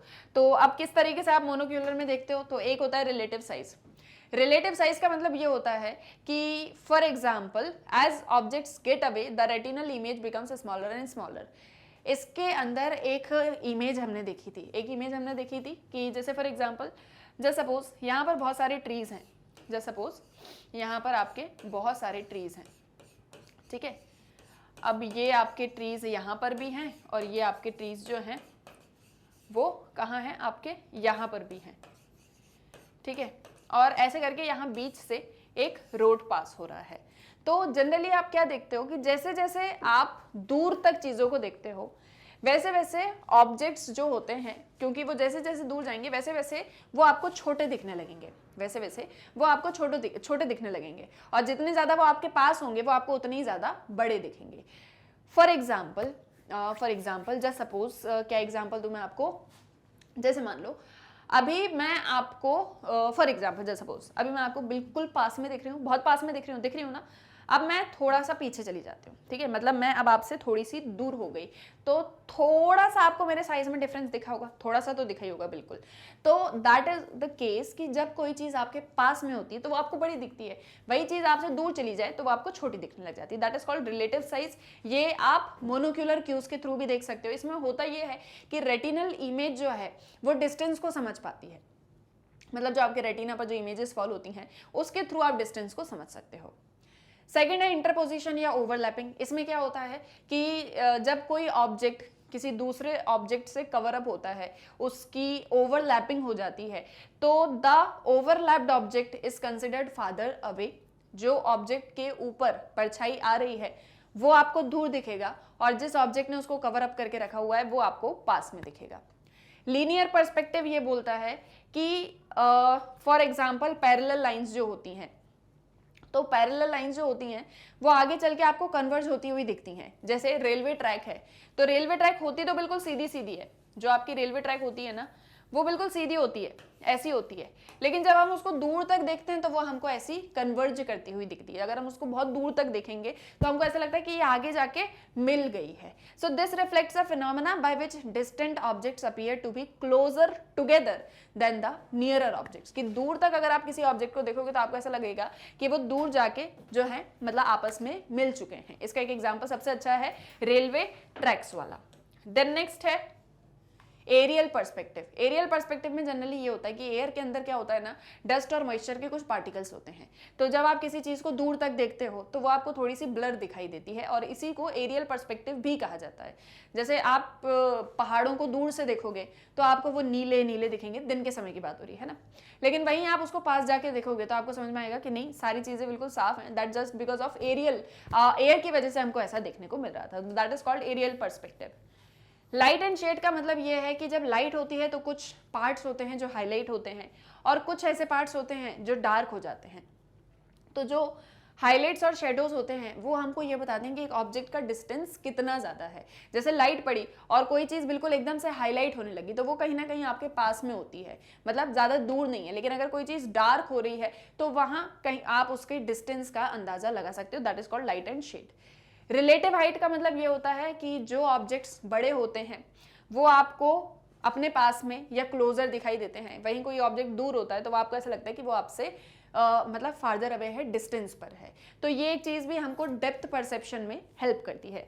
और इसी में और भी मतलब ढेर सारे एग्जांपल्स वगैरह के साथ में मैंने आपको चैप्टर में एक्सप्लेन किया था।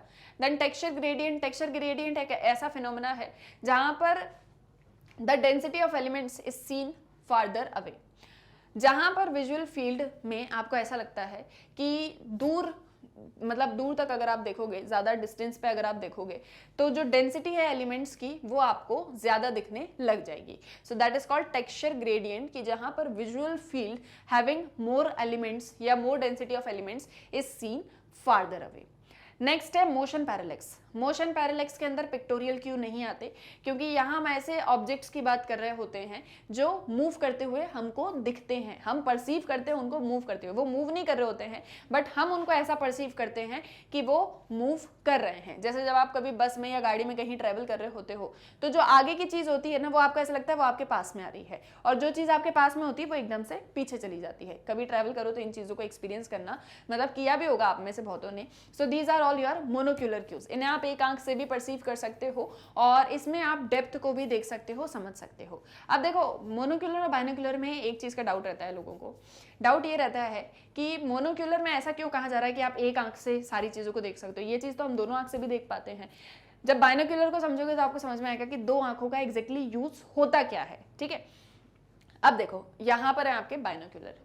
अब बाइनोक्यूलर भी डेप्थ को परसीव करने में, डिस्टेंस को समझने में हमारी हेल्प करते हैं. जनरली 3 तरह के होते हैं. एक रेटिनल बाइनोक्यूलर डिस्पैरिटी, और आगे हम इसको डिस्कस करेंगे. तो जो आपके रेटिनल या बाइनोक्यूलर डिस्पैरिटी होता है, उसमें क्या होता है कि हमारे ब्रेन के अंदर, हमारे हेड के अंदर हमारी आइज़ की लोकेशन जो होती है वो थोड़ी सी अलग अलग होती है. मतलब जैसे फॉर एग्जांपल अभी आपने दोनों आंखें खोली हुई हैं तो बिल्कुल बराबर दिख रहा है. ऐसा तो है नहीं कि एक आंख से कम दिख रहा है, एक आंख से ज़्यादा दिख रहा है. किसी को आइज़ की प्रॉब्लम है तो बात अलग है, बट इन जनरल हम सबको सारी चीज़ें बिल्कुल बराबर दिखती हैं. जितना एक आंख से दिखता है उतना ही दूसरी आंख से दिखता है. अब मान लो मैं इस आंख को बंद कर भी लूँ तो मुझे थोड़ा सा बस यहाँ का नहीं दिखेगा, मतलब 2-3% नहीं दिखेगा, बाकी मुझे सारी चीज़ें दिखती हैं. यहाँ पे थोड़ी सी इसको बंद कर लूँ तो यहाँ का थोड़ा सा नहीं दिखेगा, बाकी सारी चीज़ें मुझे दिख रही हैं. ठीक है, अब दोनों को ओपन कर ली, बराबर दिखता है. ऐसा तो है नहीं इस आंख से पीला दिखता है, इस आंख से नीला दिखता है, ऐसा तो कुछ होता नहीं है मेरे साथ में.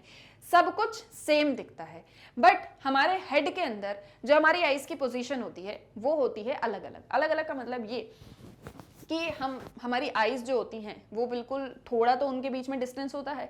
डिस्टेंस होता है उनके बीच में 6.5 सेंटीमीटर का. ठीक है, हमारी जो आइज होती हैं वो एक दूसरे से 6.5 सेंटीमीटर दूर होती हैं. ये जो आपको डिस्टेंस दिख रहा है, दिस इज कॉल्ड 6.5 सेंटीमीटर. ठीक है, अब क्या होता है कि जब भी आप किसी चीज़ को देखते हो तो थोड़ा सा, because of this distance, the image formed on the retina of each I of the same object is slightly different. अब ये मान लो ये 2 आंखें हैं. ठीक है, इन 2 आंखों ने इस पेन को देखा, या मान लो इन आंखों ने मुझे देखा. ठीक है, अब भैया इस वाली आई में मेरी जो इमेज होगी और इस वाली आई में जो मेरी इमेज होगी रेटिना पर, वो स्लाइटली डिफरेंट होगी. क्या होगी? स्लाइटली डिफरेंट होगी. कैसे डिफरेंट होगी? अब जैसे मैं यहाँ पर अभी खड़ी हुई हूँ तो इस आई के अकॉर्डिंग मेरा डायरेक्शन यहाँ पर है, इस आई के अकॉर्डिंग भी हल्का सा यहाँ पर है. ठीक है, तो थोड़ा सा देखने का जो डायरेक्शन होगा दोनों का वो थोड़ा सा डिफरेंट होगा, और इसी के साथ में दोनों के रेटिना पे मेरी जो इमेज होगी वो स्लाइटली डिफरेंट होगी. बहुत ज़्यादा डिफरेंट नहीं है, बिल्कुल स्लाइट डिफरेंस है, और इसी डिफरेंस को हम रेटिनल डिस्पैरिटी या बाइनोक्यूलर डिस्पैरिटी कहते हैं. अब आया समझ में कि दोनों आंखों की बात क्यों हो रही है और एक आंख की बात क्यों हो रही थी. ठीक है, जब आप 1 आई से देखते हो तो आपको इस तरह की चीज़ें नहीं एक्सपीरियंस होती हैं, इस तरह की चीज़ें आप नहीं परसीव कर पाते हो. दैट्स वाई हम 2 आईज की बात करें बाइनोक्यूलर क्यूज के अंदर. क्लियर है? सो ये होती है आपकी रेटिनल या बाइनोक्यूलर डिस्पैरिटी. अब क्या होता है, क्योंकि इमेजेस स्लाइटली डिफरेंट आई तो ब्रेन भी थोड़ा सा डिफरेंट तरीके से ही उसको इंटरप्रेट करने वाला है. जो हमारा ब्रेन होगा वो भी चीज़ों को स्लाइटली जो है थोड़ा सा अलग ही इंटरप्रेट करेगा, जिसकी वजह से मतलब जो इमेज होगी हमारी, मतलब जो परसेप्शन होगा हमारा वो भी चेंज होगा. क्लियर है? आ रहा है समझ में कि मेरी आइज ने जो है किसी चीज़ को देखा. अब क्योंकि दोनों देख रही हैं तो दोनों के ऊपर जो इमेज बनेगी रेटिना पे वो हल्की सी डिफरेंट बनेगी, और इस स्लाइट डिफरेंस की वजह से जो ब्रेन होगा वो इमेजेस को स्लाइटली डिफरेंट परसीव करेगा. तो दैट्स कॉल्ड बाइनोक्यूलर क्यूज और साइकोलॉजिकल क्यूज, जिसके थ्रू आप डेप्थ, स्पेस और डिस्टेंस को परसीव कर पाते हो. नेक्स्ट कन्वर्जेंस है. कन्वर्जेंस ये होता है कि जब आप पास की चीज़ों को देखते हो तो आपकी आइज थोड़ी सी इनवर्ड कन्वर्ज कर जाती हैं, और जब आप दूर की चीज़ों को देखते हो तो थोड़ी सी कॉन्ट्रैक्ट करती हैं. इसमें एक एग्जाम्पल दिया था मैंने चैप्टर के अंदर, वापस से दिखा देती हूँ वैसे करके. देखो जैसे ये पेन है, इस पेन को अगर मैं अपनी नोज तक लेके जाऊँ और अब मैं इस पेन को देखूंगी तो मेरी आइज देखो कहाँ आ चुकी हैं, बिल्कुल सेंटर पर आ चुकी है ना. दैट्स कॉल्ड कन्वर्जेंस, ठीक है। ऐसे डरावने फेस घर पे नहीं बनाना। तो ये क्या हो रहा है, ये कन्वर्ज हो रही है। ये जस्ट यहां पर मैंने इस पेन को देखा और ये मैंने ऐसे देखने लगी, तो ये मेरी आईज क्या हो गई, कन्वर्ज हो गई। कन्वर्ज किधर हो गई, इनवर्ड हो गई। और ये कन्वर्जेंस क्यों होता है, क्योंकि जब आप नियर बाय ऑब्जेक्ट्स को देखते हो तो आपकी आईज इनवर्ड होती हैं, और जब अब मैं इसको दूर देख रही हूँ तो अब अभी हो रही है क्या मेरी आईज, अभी बिल्कुल नॉर्मल है। लेकिन मैं इसको जैसे जैसे पास लाऊंगी, ये देखो मेरी आईज जो हो रही है वो क्या हो रही है, इनवर्ड, अंदर जा रही हैं। That's called convergence. इसके लिए ग्रुप ऑफ मसल्स होते हैं जो ब्रेन तक सिग्नल पहुंचाते हैं कि हमारी आईज जो है वो इनवर्ड टर्न कर रही हैं, फिर वो उसको उस अकॉर्डिंग डेप्थ को समझने की कोशिश करते हैं। तो इसके थ्रू आप डेप्थ को समझ सकते हो, गहराई को समझ सकते हो कि कोई चीज कितना ज्यादा मतलब, और डिस्टेंस भी समझ सकते हो और डेप्थ को भी समझ सकते हो, ठीक है। नाउ इसके बाद में कौन सा है, इसके बाद में है आपका एकोमोडेशन। एकोमोडेशन एक ऐसा प्रोसेस होता है जहां पर आप चीजों के ऊपर फोकस करते हो, और जब आप फोकस करते हो किसी इमेज के ऊपर तो सिलियरी मसल्स उसमें आपकी हेल्प करते हैं। ये मसल्स क्या करते हैं, ये लेंस की थिकनेस को चेंज कर देते हैं। अगर आपका ऑब्जेक्ट थोड़ा दूर है तो मसल रिलैक्स हो जाएगा, लेकिन अगर आपका पास में ऑब्जेक्ट आता है तो आपकी मसल कॉन्ट्रैक्ट होगी और लेंस की जो थिकनेस है, जो मोटाई है, वो बढ़ने लगेगी। This is called accommodation. The signal about the degree of contraction of the muscle is sent to the brain which provides the cue for distance. अब जैसे फॉर एग्जांपल अभी ये पेन बिल्कुल दूर है, तो अभी मेरी आईज मतलब जो मेरे लेंस हैं वो रिलैक्स्ड पोजीशन पर है, लेकिन जैसे जैसे ये मेरे पास में आता जाएगा ऑब्जेक्ट, वैसे वैसे मेरे जो लेंस हैं वो थिक होते चले जाएंगे, मोटे होते चले जाएंगे, ठीक है। तो ये एक चीज क्या बताती है, अब ये थिकनेस की बात कहाँ तक पहुंचेगी, मेरे ब्रेन तक पहुंचेगी, ब्रेन को सिग्नल मिलेगा। तो इस अकॉर्डिंग क्या होता है, हम किसी चीज की डेप्थ को समझ पाते हैं कि वो हमसे कितनी ज्यादा दूर है या वो हमसे कितनी ज्यादा पास है। क्लियर है, आइए भी यहाँ तक समझ में। तो अब ये जो दोनों चीजें हैं ये हमको बताती है कि मोनोक्यूलर और बाइनोक्यूलर दोनों एक दूसरे से अलग क्यों होते हैं। जब आप दोनों आईज का यूज करते हो तो क्या चेंजेस आते हैं, जब आप किसी एक ही आई का यूज करते हो तो क्या चेंजेस आते हैं। क्लियर आया यहाँ तक समझ में। ऐसे ही आपको ये सारे क्वेश्चंस के आंसर जो हैं लिखने हैं। 9th क्वेश्चन का आंसर मतलब आपको इस तरीके से लिखना है। ना question number 10, why do illusions occur, भ्रम क्यों होता है, ये आपका क्वेश्चन है। ये आपको इसका जो है जवाब देना है कि इल्यूजन जो है वो आपको जनरली क्यों होते हैं। डायरेक्ट क्वेश्चन, डायरेक्ट आंसर आप बताओगे कि हमारे जो परसेप्शंस होते हैं वो हमेशा ट्रुथफुल नहीं होते। कभी कभी हमारे सेंसेस गलत इंफॉर्मेशन ले आते हैं, मिस इंटरप्रेट कर लेते हैं। इंफॉर्मेशन को जब मिस इंटरप्रेट किया जाता है तो मिस परसेप्शन होता है, ठीक है। क्या बोलेंगे इसको, miss interpretation, miss interpretation of information results in misperceptions, and these misperceptions are called illusions, ठीक है। और इन misperceptions को ही क्या कहा जाता है, इन्हें ही illusions कहा जाता है, इन्हें ही भ्रम कहा जाता है। इसमें होता यह है कि मतलब ऐसा नहीं है कि आपके सामने कोई चीज गलत है, आपके सामने सारी चीजें सही हैं, लेकिन आप उसको मिस जो है परसीव कर लेते हो या आप उसको मिस इंटरप्रेट कर लेते हो, और आपके इस मिस इंटरप्रिटेशन की वजह से मिस परसेप्शन हो जाता है। सो ये जो मिस परसेप्शंस रिसीव्ड होते हैं हमारे सेंसरी ऑर्गन्स के थ्रू, इसे इल्यूजन्स कहा जाता है। मोर और लेस हम सभी इसको एक्सपीरियंस करते हैं।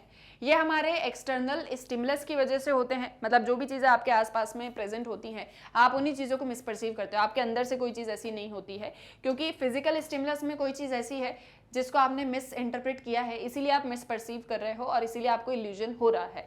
और क्योंकि ये एट ए ग्लांस होती हैं, एट ए ग्लांस का मतलब ये कि इस तरीके का एक्सपीरियंस सभी को होता है और स्टार्टिंग में ही हो जाता है, इसीलिए हम इसको प्रिमिटिव ऑर्गेनाइजेशन भी कहते हैं। क्या कहते हैं, प्रिमिटिव ऑर्गेनाइजेशन भी इसको कहा जाता है। Although illusions can be experienced by the stimulation of any of our sense organ, psychologists have studied them more commonly in the visual than in other sense modalities. अब वैसे तो illusion हमारे हर एक सेंस के अंदर होता है, बट साइकोलॉजिस्ट ने इसको विजुअल फील्ड में ज्यादा देखा है। विजुअल फील्ड का मतलब ये कि हमारी आंखों से जो भ्रम हमको होता है वो। अब कुछ परसेप्चुअल इल्यूजन्स होते हैं जो यूनिवर्सल होते हैं, परमानेंट होते हैं। जैसे फॉर एग्जांपल जब आप रेलवे ट्रैक को देखते हो तो हम सबको वो आगे चल के ऐसी लगती है कि मिल जाएगी या जुड़ जाएगी, ठीक है। हम सबको ऐसी दिखती है, वो होता नहीं है ऐसा कुछ, लेकिन हमको ऐसा परसेप्शन हो जाता है, मिसपरसेप्शन हो जाता है। तो ये यूनिवर्सल परसेप्शन होता है। एक होता है पर्सनल। पर्सनल का मतलब ये होता है कि जो आपको खुद को हुआ था लेकिन किसी और पर्सन को नहीं हुआ, मतलब किसी तरह का इल्यूजन जो आपने फील किया, आपने एक्सपीरियंस किया, लेकिन हो सकता है आपके फ्रेंड ने नहीं किया हो या आपके किसी और ने नहीं किया हो, वैसा, ठीक है। So that is known as your personal illusions. Universal illusions को परमानेंट इल्यूजन भी कहा जाता है, क्योंकि ये टाइम के साथ में चेंज नहीं होते। ऐसा नहीं होता कि आज जैसे मैंने आपको बता दिया कि हमको रेलवे ट्रैक्स जो हैं वो आगे जाके कुछ ऐसी दिखती हैं, लेकिन होती सीधी हैं पर वो हमको दिखती वैसी हैं। तो अब जब आप अगली बार रेलवे ट्रैक को देखोगे तो अब आपको वो ऐसी नहीं दिखेगी। तो इसीलिए इसको परमानेंट इल्यूजन भी कहा जाता है। तो जो यूनिवर्सल इल्यूजन्स होते हैं वो आपके परमानेंट इल्यूजन्स के अंदर भी आते हैं। क्लियर है? अब इसके अंदर क्या क्या बताओगे? इल्यूजन का मीनिंग बताओगे, इल्यूजन प्रिमिटिव ऑर्गेनाइजेशन है ये बताओगे, और उसके ये दोनों टाइप्स बता दोगे। इससे ज्यादा क्योंकि पूछा नहीं गया है तो उससे ज्यादा डिटेल में हम बताएंगे नहीं, बट इन शॉर्ट जितना था वो मैंने आपको बता दिया। क्लियर है यहाँ तक? अब देखो next question, how do socio cultural factors influence our perceptions. जो हमारा सोसाइटी होती है, जो हमारा कल्चर होता है, वो कैसे हमारे परसेप्शन को इन्फ्लुएंस करता है। ये भी सिंपल क्वेश्चन, सिंपल सा आंसर जो भी आपके टेक्स्ट में दिया हुआ है बस उसको हम यहाँ पर एक्सप्लेन कर देंगे अपने वर्ड्स में थोड़ा सा।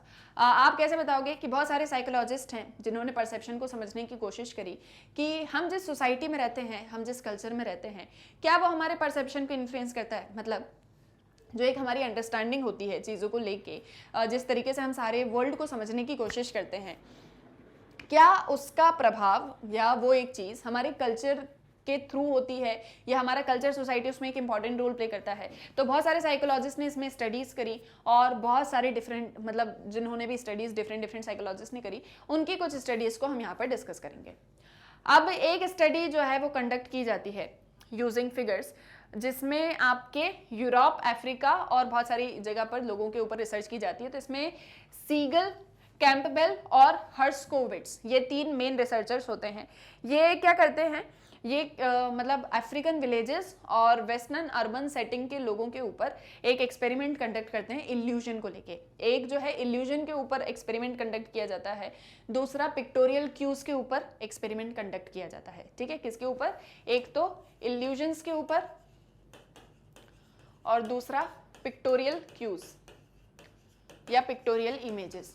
ठीक है, ये 2 चीज के एक्सपेरिमेंट को यहाँ पर हम डिस्कस करेंगे। सबसे पहले तो ये बता दिया कि बहुत सारे साइकोलॉजिस्ट ने स्टडी करी है, अब कैसे इन्फ्लुएंस करता है। तो सबसे पहले एक इल्यूजन्स के ऊपर स्टडी होती है।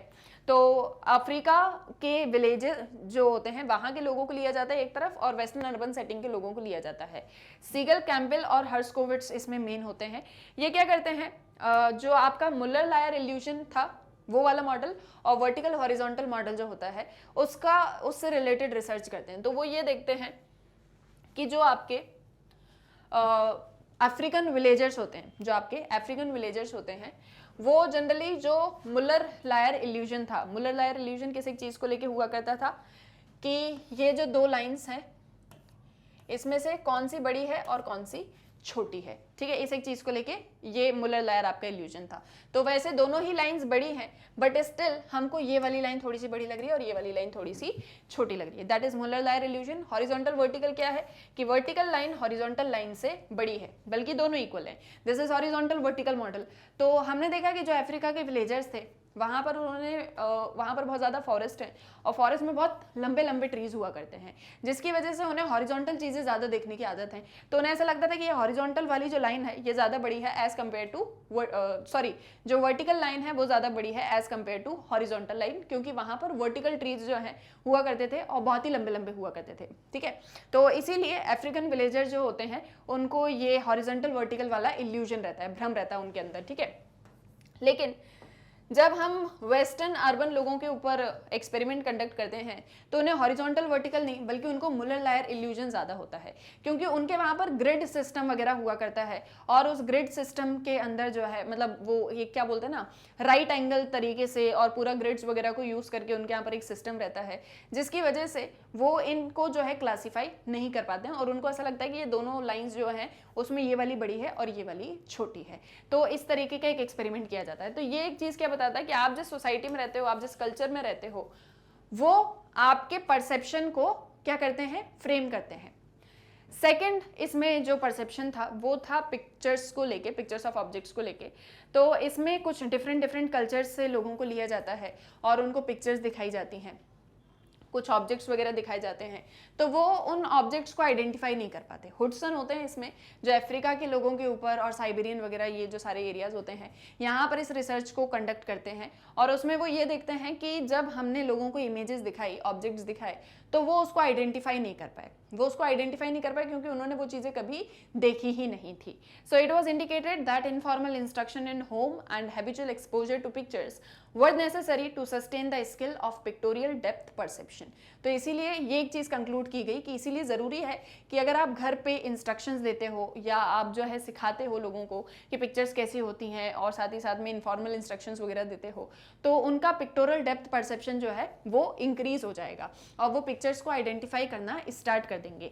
लेकिन अगर ऐसा नहीं किया जाता है तो कुछ लोग पिक्चर्स को या ऑब्जेक्ट्स को कभी भी आइडेंटिफाई नहीं कर पाएंगे क्योंकि उन्होंने वो चीज़ देखी ही नहीं। तो ये जो सोशो कल्चरल इन्फ्लुएंस है परसेप्शन को लेके, ये बेसिकली सिर्फ इतना ही है कि जब तक आप मतलब आपने जैसी चीज़ों को देखा है आप वैसे ही वर्ल्ड को समझोगे। जब तक आपने किसी चीज़ को देखा नहीं तो आप उसको समझ ही नहीं पाओगे।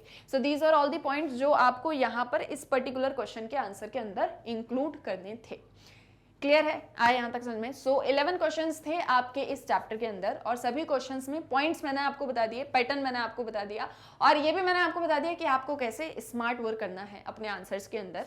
आपको देखो कंटेंट तो मैंने बता दिया कि आपको क्या क्या क्या क्या सारी चीज़ें उसके अंदर नोट डाउन करनी है।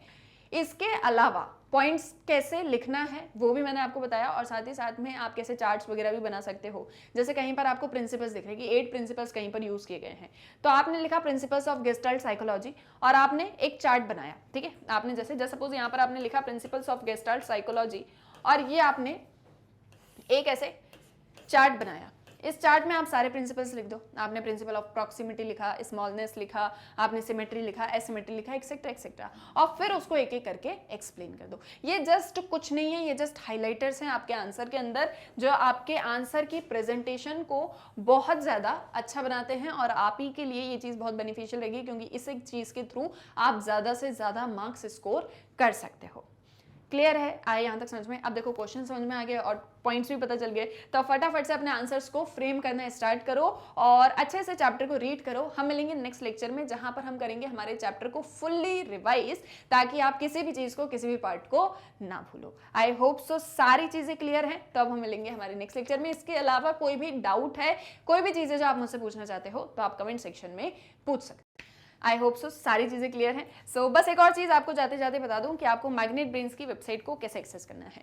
तो जैसे कि आप सभी जानते हो कि आपको सारे लेक्चर्स मिलते हैं मैग्नेट ब्रेन्स की यूट्यूब चैनल पर। साथ ही साथ में आप मैग्नेट ब्रेन्स की ऐप है उसे भी प्ले स्टोर से डाउनलोड कर सकते हो। अब इसके बाद में आपको चाहिए कि सारे कोर्सेज, सारे लेक्चर्स, सारी क्लासेस, सारे सब्जेक्ट, सारे चैप्टर्स, सब कुछ मुझे एक ही जगह पर मिल जाए और मुझे कोई दिक्कत ना हो ढूंढने में। तो आपको क्या करना है, आपको बस जाना है गूगल पे और एंटर करना है www.magnetbrains.com। आप जैसे ये एंटर करोगे आपके सामने ये magnet brains education platform open होगा। आप इसको स्क्रॉल करोगे तो देखोगे यहाँ पर एक्सप्लोर टॉप कोर्सेज का ऑप्शन आएगा। आप इसमें देखोगे कि यहाँ पर सभी क्लासेस के और सभी कोर्सेज के वीडियो लेक्चर्स अवेलेबल हैं। आपको जो भी क्लास या जो भी कोर्स स्टडी करना है जस्ट उस पर एक क्लिक करना, उससे रिलेटेड सारे सब्जेक्ट वाइज वीडियोस आएंगे, स्क्रॉल करोगे और भी वीडियोस देखने को मिलेंगे। सभी के नीचे वॉच नाउ का बटन है। अब आपको जो भी क्लास, जो भी कोर्स, जो भी सब्जेक्ट पढ़ना है just click on watch now. ये आगे सारे चैप्टर वाइज वीडियोस, चैप्टर पे क्लिक किया, ये आगे सारे सब टॉपिक्स और यहाँ भी सभी के आगे वॉच नाउ का बटन है। अब आपको जो भी टॉपिक स्टडी करना है वॉच नाउ पे क्लिक किया और उससे रिलेटेड ये वीडियो ओपन हो गया। अब यहाँ से नेक्स्ट वीडियो देखना है, नेक्स्ट वीडियो पे क्लिक करो। ये नहीं देखना है, कुछ और देखना है, यहाँ से कैंसिल कर दो। सो बहुत ही इजीली आप मैग्नेट ब्रेन्स की वेबसाइट को एक्सेस कर सकते हो। यहाँ पर आपको मिलती है 100% free and quality education without any paid subscription. So I hope so सारी चीज़ें क्लियर हैं और वीडियो पसंद आया है तो फटाक से लाइक कर दो, शेयर कर दो और चैनल को सब्सक्राइब करना मत भूलना। हम मिलेंगे हमारे नेक्स्ट वीडियो लेक्चर में। Thank you very much.